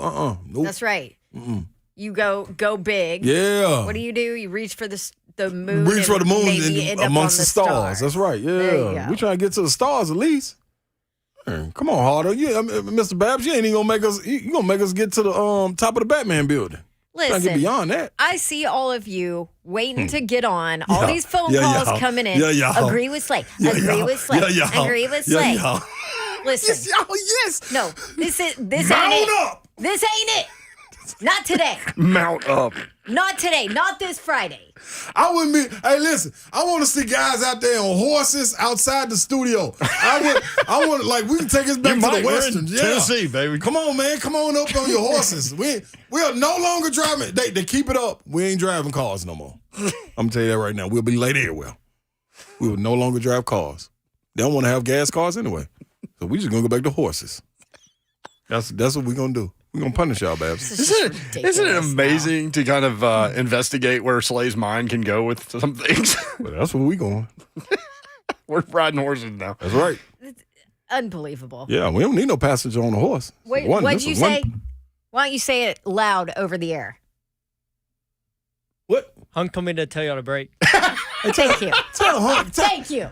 We got 2 minutes left. Nuggets grab game 1 win, 104-70. No, not that. None of those things are right. None of that is accurate. That is not a good report there. Let me try again. Take 2.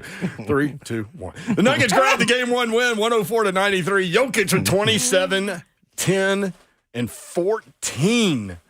7th triple-double in his last 9 playoff games. Goodness. Man. I was watching that game with some people, and they were like, he doesn't even look athletic at all, and he's a 2-time MVP. Yeah, could have been a third.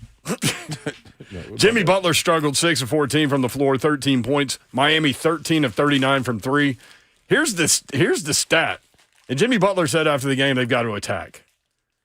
Miami shot a record 2 free throws. That's amazing. In an NBA game. It's a finals game. That's supposed to be physical. Yeah. That's amazing. That's tough. I can guarantee. I ain't gonna guarantee it. No, here we go now. Yeah. Why do you guarantee that? No. I can guarantee you a 2-day ain't happening. Hey. Father's Day. Oh, sorry. Go ahead. Don't do that. What are you going to guarantee? Miami's not winning this series. I'd learned that from game 1. It's gonna be tough. It's gonna be tough for them to win this series. But I bet they get to the line next game. I bet they get to that line. I don't even think it's going to have to be Spoelstra talking. I think Pat Riley going to get on that phone. I thought it was funny. Before the game, a reporter asked one of the Denver players, said, Miami hasn't lost a game 1 yet. And he said, have we? Which was a great response. They haven't lost a home game either. Denver had 9 days rest. Yeah. How much did that help? It looked great. They had that extra. Yeah, they had that extra Came gear out in their hot. legs. Yep. Mm-hmm. That's what it was about, man. You got to come out and jump on them, and they did that. Can they sustain it? It's going to be interesting. Like, this is the difference in the Boston and Miami series when you have Mazzulla, a younger coach. Mike Malone is a veteran coach. I wouldn't be surprised if Denver got game 2, Miami got game 3, and then that game 4 decides whether or not we're going to have a playoff series. Man, they got to get back to Miami in one piece because the way they're looking at it, Joker having just peeling them apart. Should they just guard everybody up? Like, he's so tough to defend. That's my thing. Because he has no problem distributing and not shooting. He only had 5 shots in the first 3 quarters. Let him go for 50. You can't let the other guys get off. Gordon get off. Michael Porter Jr. get off. Jamal Murray get off. Like, you can't let that happen. That dream shake, it looked like Akeem Olajuwon. Mm-hmm. The spin shot when Miami had cut it to 9. Yeah. Where he hadn't been shooting, and now he's like, okay, but he spun to the opposite hand, like Akeem Olajuwon used to do, and just drained it. Unreal. And that's all because he's in his comfort zone. Like, his comfort is being able to pass and get others involved. And now, once you get comfortable, him being uncomfortable is having to score a lot. Make him shoulder that whole load. Be comfortable with the uncomfortable. Life words. 3HL presented by Spring Hill Heating and Cooling, springhillac.com. The chat presented by F&M Bank. We appreciate all y'all. It's a hot mess right now. It's a hot mess. Screw the NBA. I'm all in on Team Slay. Yes! Josh. Yes! Facebook Live, Twitter. What else? YouTube and Twitch. Twitch, please. All right, we'll be right back. 3HL 1045 this Slay, please.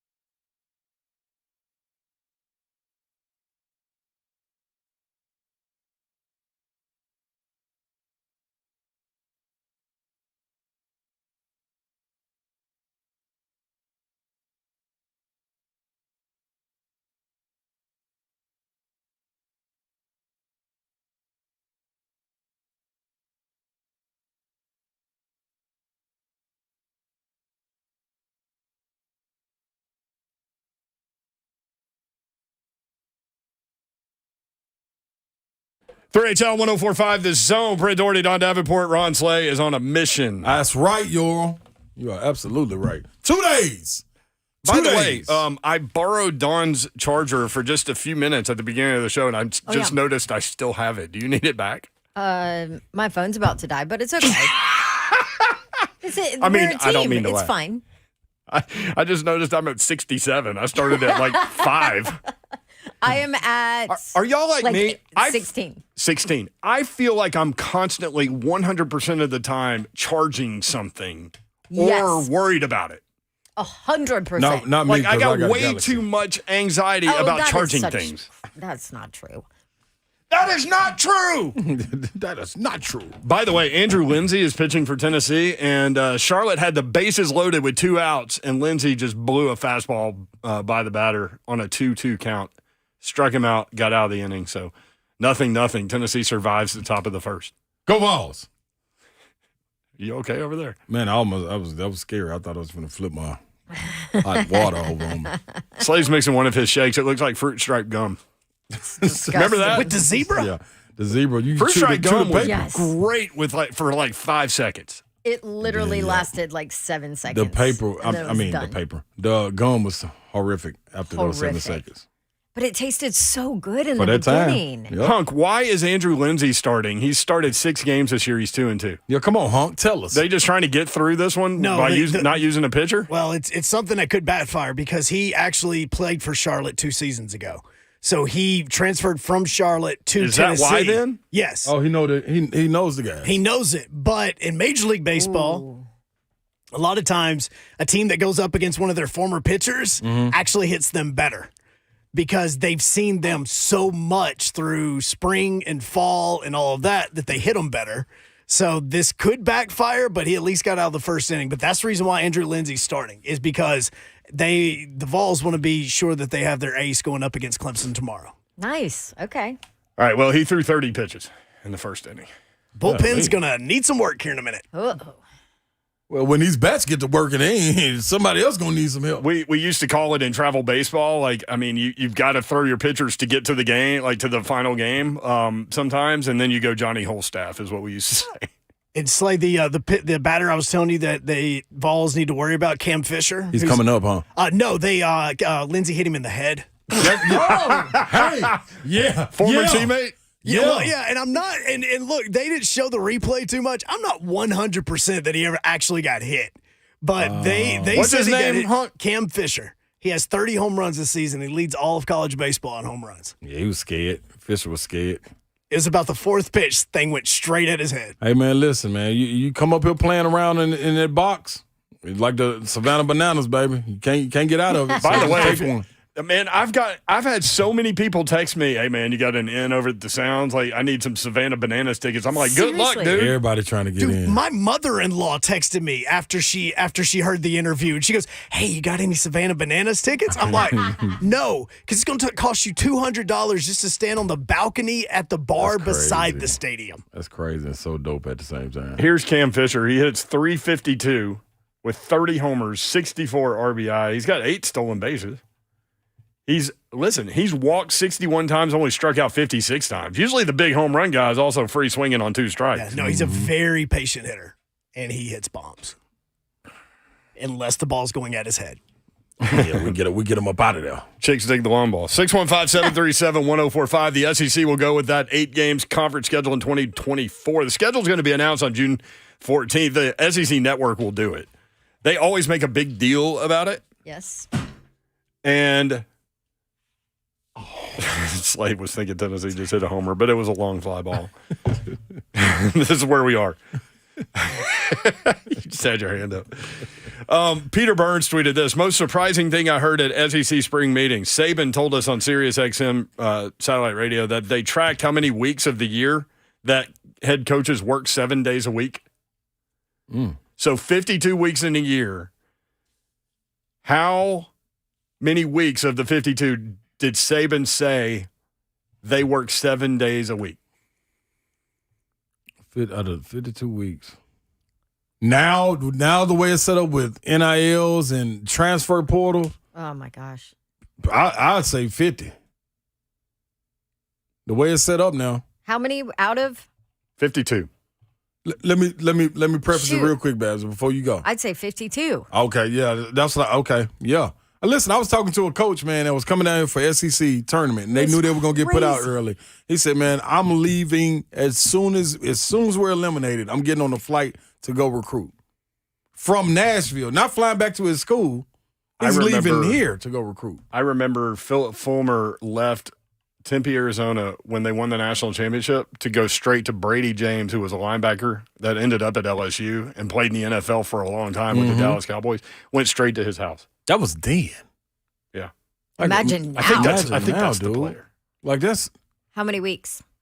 44, which I thought was a ridiculously high number. But yeah, so that's 8 weeks a year. You're getting off. That's 8 weeks. They don't work 7 days a week. So I know there's a weekend somewhere, June maybe, that most coaches, like they kind of have this dead period where they give everybody like, hey, go. I think it's now, isn't it? It might be now. If I'm mistaken, I think it might be over now. SEC Media Days. That's why they have it then, I think. I think so. Yeah. Or spring meetings. I'm sorry, spring meetings. Yep. And you got your 44. So that's 8. So that's there's a base hit with 2 outs. Imagine how many people you got playing. Yeah, first and third. It's got to be difficult. Go Vols. For guys to be able to get in touch with these kids because of the sports that they play. Like football in high school is year long with 7-on-7 now. You know what I'm saying? So when is the break? It used to be like, all right, man, when he stopped playing football, he'll go into basketball. When the school year is over, I can get a handle on him, even at camps or whatever. Now you can't even do that, man. You wait now, you're gonna miss the bus. You don't want to miss the boat. You miss the boat. Yeah, the bus or the boat. Miss either one of them. T-Pain on the boat. Yeah, this is crazy. I'm riding dolphins and got my flippy floppies. Lucha said 35. Yeah, no. 44. 44 7-day work weeks. A lot of grinding, man. All we asked for 2 days for Father's Day. Oh, my gosh. Of course. There we go. Father's out here working hard, man. Man. David is in Nashville. David, what's up, man? Yo, David. Yeah. You're live. There you go, You're David. on the air, what's up, brother? Yeah, I was talking to Buck Ryan. I heard him the other day, and he was talking about the 9. So I've got a scenario for the 9-game schedule. All right. All right. The first game is going to be the rivalry. So Alabama is going to have Auburn, Tennessee, LSU. Auburn's going to have Alabama, Georgia, Mississippi. Arkansas is going to have Oklahoma, Texas A&M, and Texas. And if y'all might be too young to know, but all 3 of them used to be in like the Southwest Conference. Yep. So that would bring that rivalry back. TCU.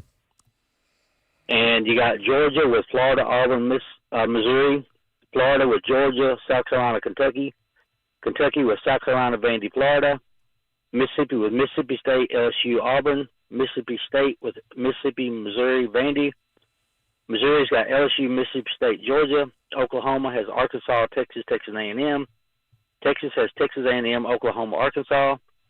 Texas A&M has Texas, Arkansas, Oklahoma. LSU has Mississippi. I'll get up. I missed one somewhere. Then Alabama. South Carolina has Kentucky, Florida, Tennessee. Vandy has UT, Kentucky, Mississippi, and Tennessee has Vandy, Alabama, South Carolina. Thank you, brother. Here's the thing. Like, I think they already had the 9-game schedule figured out. Right. And I think they had the 8-game. You're still missing some. Right, because I disagree with several of those, and that's fine. I mean, Which everybody will. Yeah. And different people at different. Ooh, Vol score. With different ties. Uh-oh, Slay. Break 2 in. Slay. Break 2 in. Break 2 in. Yeah, where your little home run hit at, huh? Where your little home run? Where your little lead home run hit at? I'm not saying that he's going to score No, every you are RBI. a 49er now. That's right, because Tennessee just going to hit him in the head every time he comes to play. I dare you come over Can't here. hit dingers if you're getting hit. No, those aren't dingers. Yeah, can't get hit with a dinger unless you're getting hit with a dinger. Can't step up to the box if you're in concussion protocol. Slay just went with a major league line. He didn't even know it. My little home run hitter. That's right. I knew it. 2-run double. Tennessee up 2-0 against Charlotte. Look at my boys. They're wearing the black jerseys with the white pants. I got to find a black one. I looked. Today would have been a good day for Hadley to wear hers. I saw a mom at a travel tournament. I didn't even think about it. I didn't either. I saw a mom at a travel tournament. Her shirt read "Moms Against White Baseball Pants." Oh my gosh, that's hilarious, and I am all in on that. I was gonna say, yeah. Babs has been petitioning for that. Oh my gosh. 615-737-1045. NFL guys in white pants. I thought it hit his foot. Out of the inning. So through one, Tennessee leads Charlotte 2-0. Vanderbilt playing over at the Hawk tonight. I think it's at 8 o'clock, right? Yeah, it's on a late SEC game. Network. Yep. It's 7, 8 Eastern okay. on SEC Network. Oh, it's 7. Yeah. Thank you, Hunt. It's the scheduling they put out is weird. How did the baseball podcast go? Baseball podcast went amazing. What do you call that thing? That's called the Strike Zone. Thank you. Yeah. We probably had our most listened podcast last night. So I appreciate the love. I appreciate the love you guys gave before the show. Mm-hmm. I tried to retweet you out though too. You did, and it helped. I appreciate that. You had a guest on too. Y'all were breaking down the College World Series, right? Eric Sorensen. I've known him for years, and he's been with D1 baseball since it started. He sounds like a Viking. Yeah, he was animated. That's all. I like he was animated. Oh yeah. I had him. It was a cartoon. It was really cool.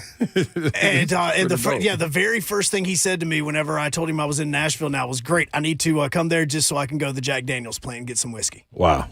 So, do you know I've never been there? I haven't either. Everybody We've says grown up here. So cool. Never been there.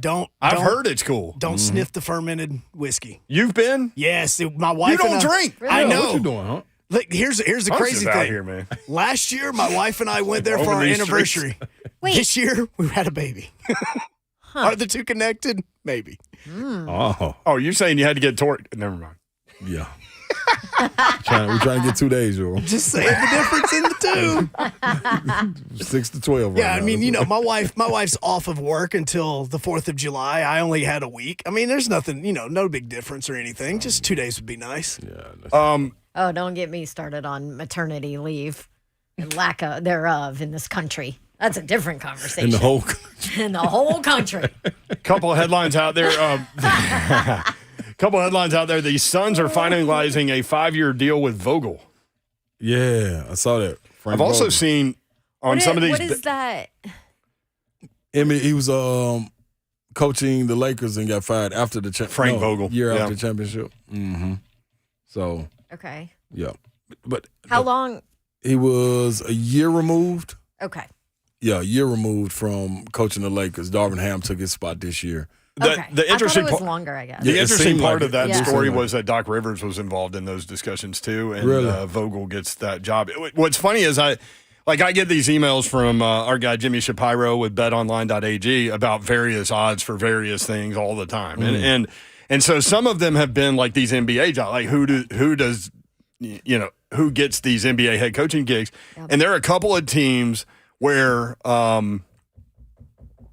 Jerry Stackhouse is on one of them. He's 20-1, and there are only like 5 guys in front of him. And then on one of them, it's Toronto. He's 12-1, and there's only a handful of guys in front of him on those. I'm not gonna lie. You know what you just talked about, Nick Saban talking about how many 7-day weeks they work, and I get it. That's football, and it's a different grinding schedule, but the recruiting part of it is very similar in basketball. It's tit for tat. If I'm Jerry Stackhouse, I'm like, oof, man, that NBA thing, that sure does look good. Yep. Because it is a grind. Like I did. Shout out to them too, Vandy. Tyron Lawrence is coming back. He pulled his name out of the portal, so he's coming back. So that's a big game. There were like 158 players that pulled their name out. Yeah, had to before Wednesday. I think was the cutoff. It was Josiah Jordan James Day. Yep. So it's whenever he announced. I'm going to tell you. There he is at the Tiger Woods backswing with the camera going off. Just stops it. Cold. What was I going to say? Yeah, I don't know. You were about to say something, but you stopped yourself. You checked yourself before you wrecked yourself. Yeah. By the way, I'm watching that Dear Mama 5-season thing. That is real. Did I tell you? I told you. Where'd you get that? That is so interesting, man. Just from a historical perspective. Exactly. But also like from him, like how much of a genius he was at such a young age. Yep. You're absolutely right. Absolutely right. Oh, we're gonna get we'll be at Triple J. We'll have Triple J next week. Oh, okay. Yeah, that's what I meant to tell y'all. Oh, good. Yeah. Yeah, that is good information. Was that supposed to go over the air? Yeah, was that an announcement? I think it was cool. I think it was cool. We'll find out. Yeah. You'll get a text message here in a second. So, yeah. But to the coaching. I'll try to find those two lists. Absolutely right. Like the coaches, basketball goes through it just as much, and they have less to work with a not as many people on staff to be able to go out there and do recruiting too. You know what I'm saying? Like you don't have that many assistants to send out. Yeah, like that was tough. That was something I wanted to ask Kern too, man, because he had so many different coaches, head coaches for the Titans. Did the assistant coaches like the position coaches? That's what I'm trying to say. Did the position coaches change with the head coaches with the Titans when that was happening, or did some of them get left over? I wanted to know about that because you talk about relationships. Yeah, it was. I think like once in a while, a few stuck around. Yeah. Okay. Because he mentioned Art. Yeah, when he said that, he was like there with him forever. so long. Yep. Because Art started, I think, as special teams. Gotcha. Yeah. Is that right, Mayor? Cool. Do you know? I don't can't know. remember. Yeah. But I'm pretty sure because I'm pretty sure he started. Right. That's good. Okay. Special teams coach. So, yeah. I wonder if Kern. I should have asked Kern, was he on board with the 2 days? Isn't that crazy? 10 years. Oh, he'll be on board with the 2 days. 10 years with Art Smith. I think he said 11, didn't he? It was 11? Yeah. Yeah. Art Smith started as a GA. Well, that's what it is at college football, but it's like a quality control. In the NFL, where you just break down tape and he's like, but wasn't he? I think he was. And then he went special teams. Yes. Yes. Okay. And it's funny, like special teams coaches get head coaching jobs. I was told because doing their job, they work with like a lot of the position players because special teams guys are linebackers and running backs and wide receivers and and so like Harbaugh in Baltimore, for example, he was special teams coach, got a head coaching job. Detroit Pistons odds Jerry Stackhouse gets that job 20-1. Toronto Raptors odds Jerry Stackhouse gets that job 12-1. So what that tells you is he's probably not getting those jobs, but he is getting looked at. His name is out there. You don't end up on lists like that unless people are talking about you behind the scenes. That's a short list. All right, 615-737-1045. 3HL cruising through a Friday afternoon in the Music City. We'll be right back.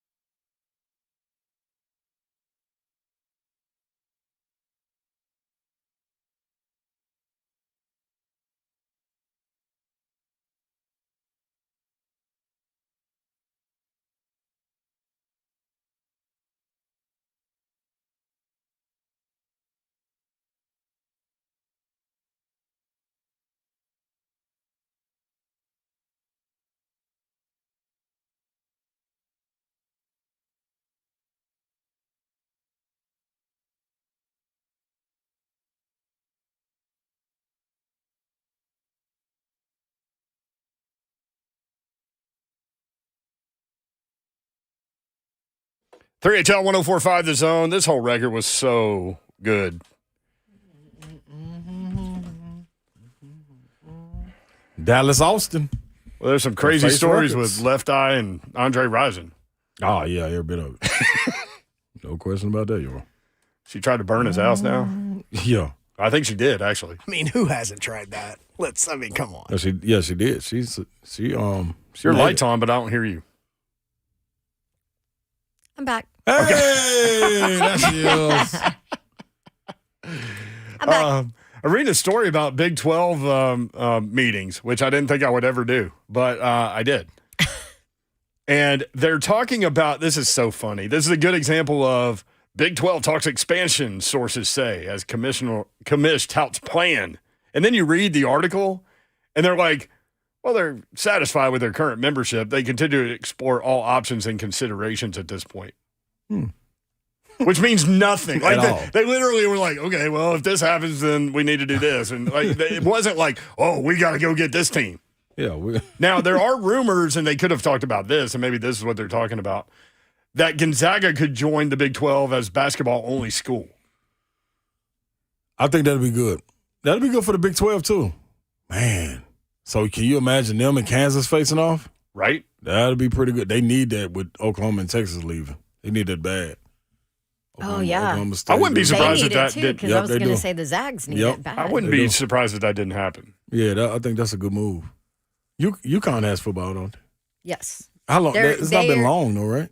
I mean, they're typically Yeah, they've had it a while. They just suck. Yeah. The last. Randy Edsel back in the day had them pretty good, but then he went back and they suck. Wow. Best part about the whole conversation is Like how the last Big 12 in is college like, you know, we're really happy with basketball. We think basketball's our avenue in all of this. Like, hey, we're just going to punt on football. Like we're going to try that. How would you do Gonzaga with the travel?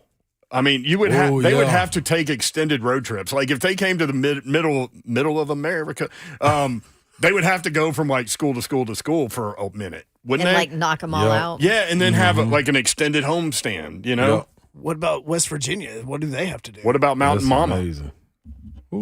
Shoot, West Virginia. Like nothing is close to West It's a song. Virginia. West Virginia, Mountain Mama.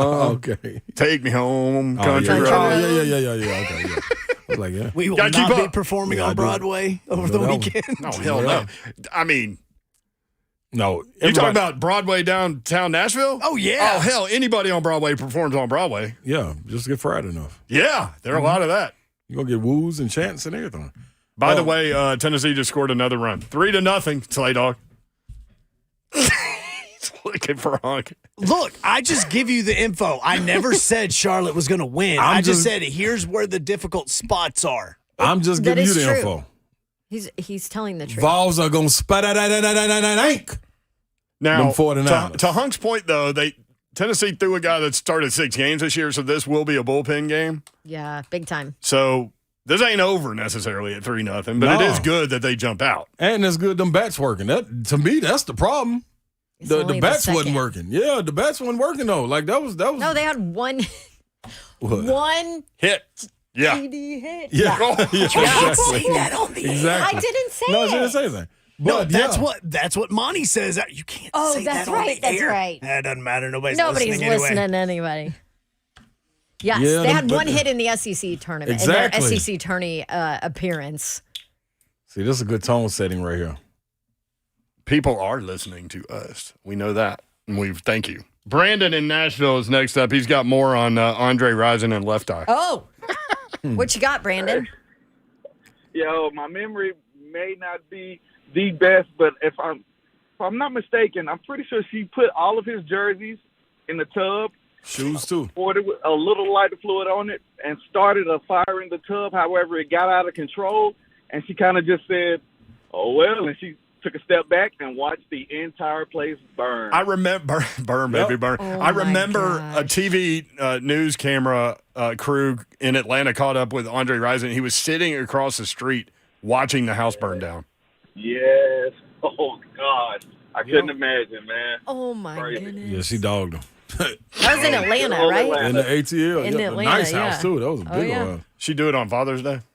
I wouldn't That's doubt right. it. You know what? She was like, "Oh, you want 2 days? Watch this." Yeah, burn this Hold whole my house beer. down. Oh my!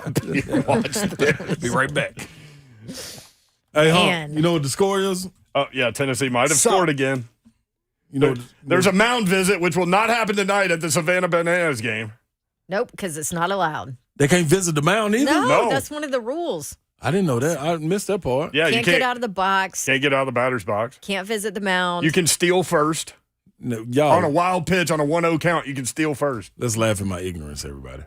Do y'all know what I thought the visit the mound was? What? The batter rushing the mound. That is so dumb. I thought that's what That's they were saying. what That's you why I were asked I was them. wondering why you went that way. Yeah. I was like, that was kind of out of left field. Pun fully intended. That's why I asked that. Like, by the way, Oh, it all makes sense now. that's why I was saying, well, you ought to have them where they can visit the plate.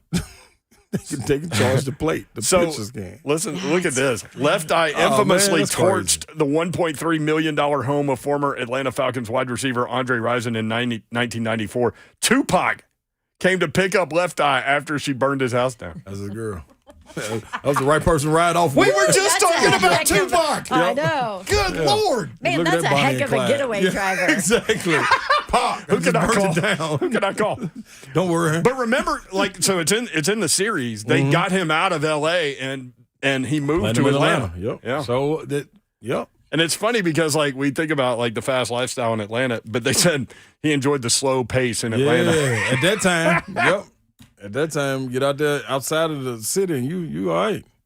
Not now. Hey, everywhere in Atlanta. It's a party capital. You waiting for another run? I know. Tennessee has runners on the corners. Hunk never looks at me. He hadn't played Rocky Top one time. It's weird. It's kind of like he's a War Damn Eagle guy now. Hey. Zeph is in that. There's something wrong with that. No, it's What's not. Zeph's college? Oh, yeah. Zeph, where'd you go, Zeph? Zeph, come to the mic and tell everybody what your college is. Loud and proud, too, Zeph. I graduated from the University of Tennessee. Boom! Low. Wow, there's 3.5 balls in here. Good Lord, I can't get away. No, Babs, we're surrounding you. It's over. Ugh. Well, you get a half. There's 1.5 Auburn people in here. That's true. Too. Yeah, you do get a half. No, yeah. I don't want that half. I know. See, that's how we All are. I'm We doing don't is want the just half saying for what makes Tennessee. me happy. We don't want the half for Tennessee. I just give you the speed bumps. It's your choice if you want to drive over them or not. That's all I'm saying. Nobody's claiming Hunk. No, they just letting them roll. He's just out here. I ain't even did a parsley. He's over at the Jack Daniels distillery getting his wife pregnant. I say, woo, she's already pregnant for then. That's a bad trip. We're on the way. Yeah. Tennessee 4-0 over Charlotte. All right, Monday edition coming up on Monday. Have a great weekend, y'all. Hope you are safe out there because we all want you back. Good night. God bless. Slay? 2 days, people. 2 days. Come on, fathers. Mount up. See ya. Mount up.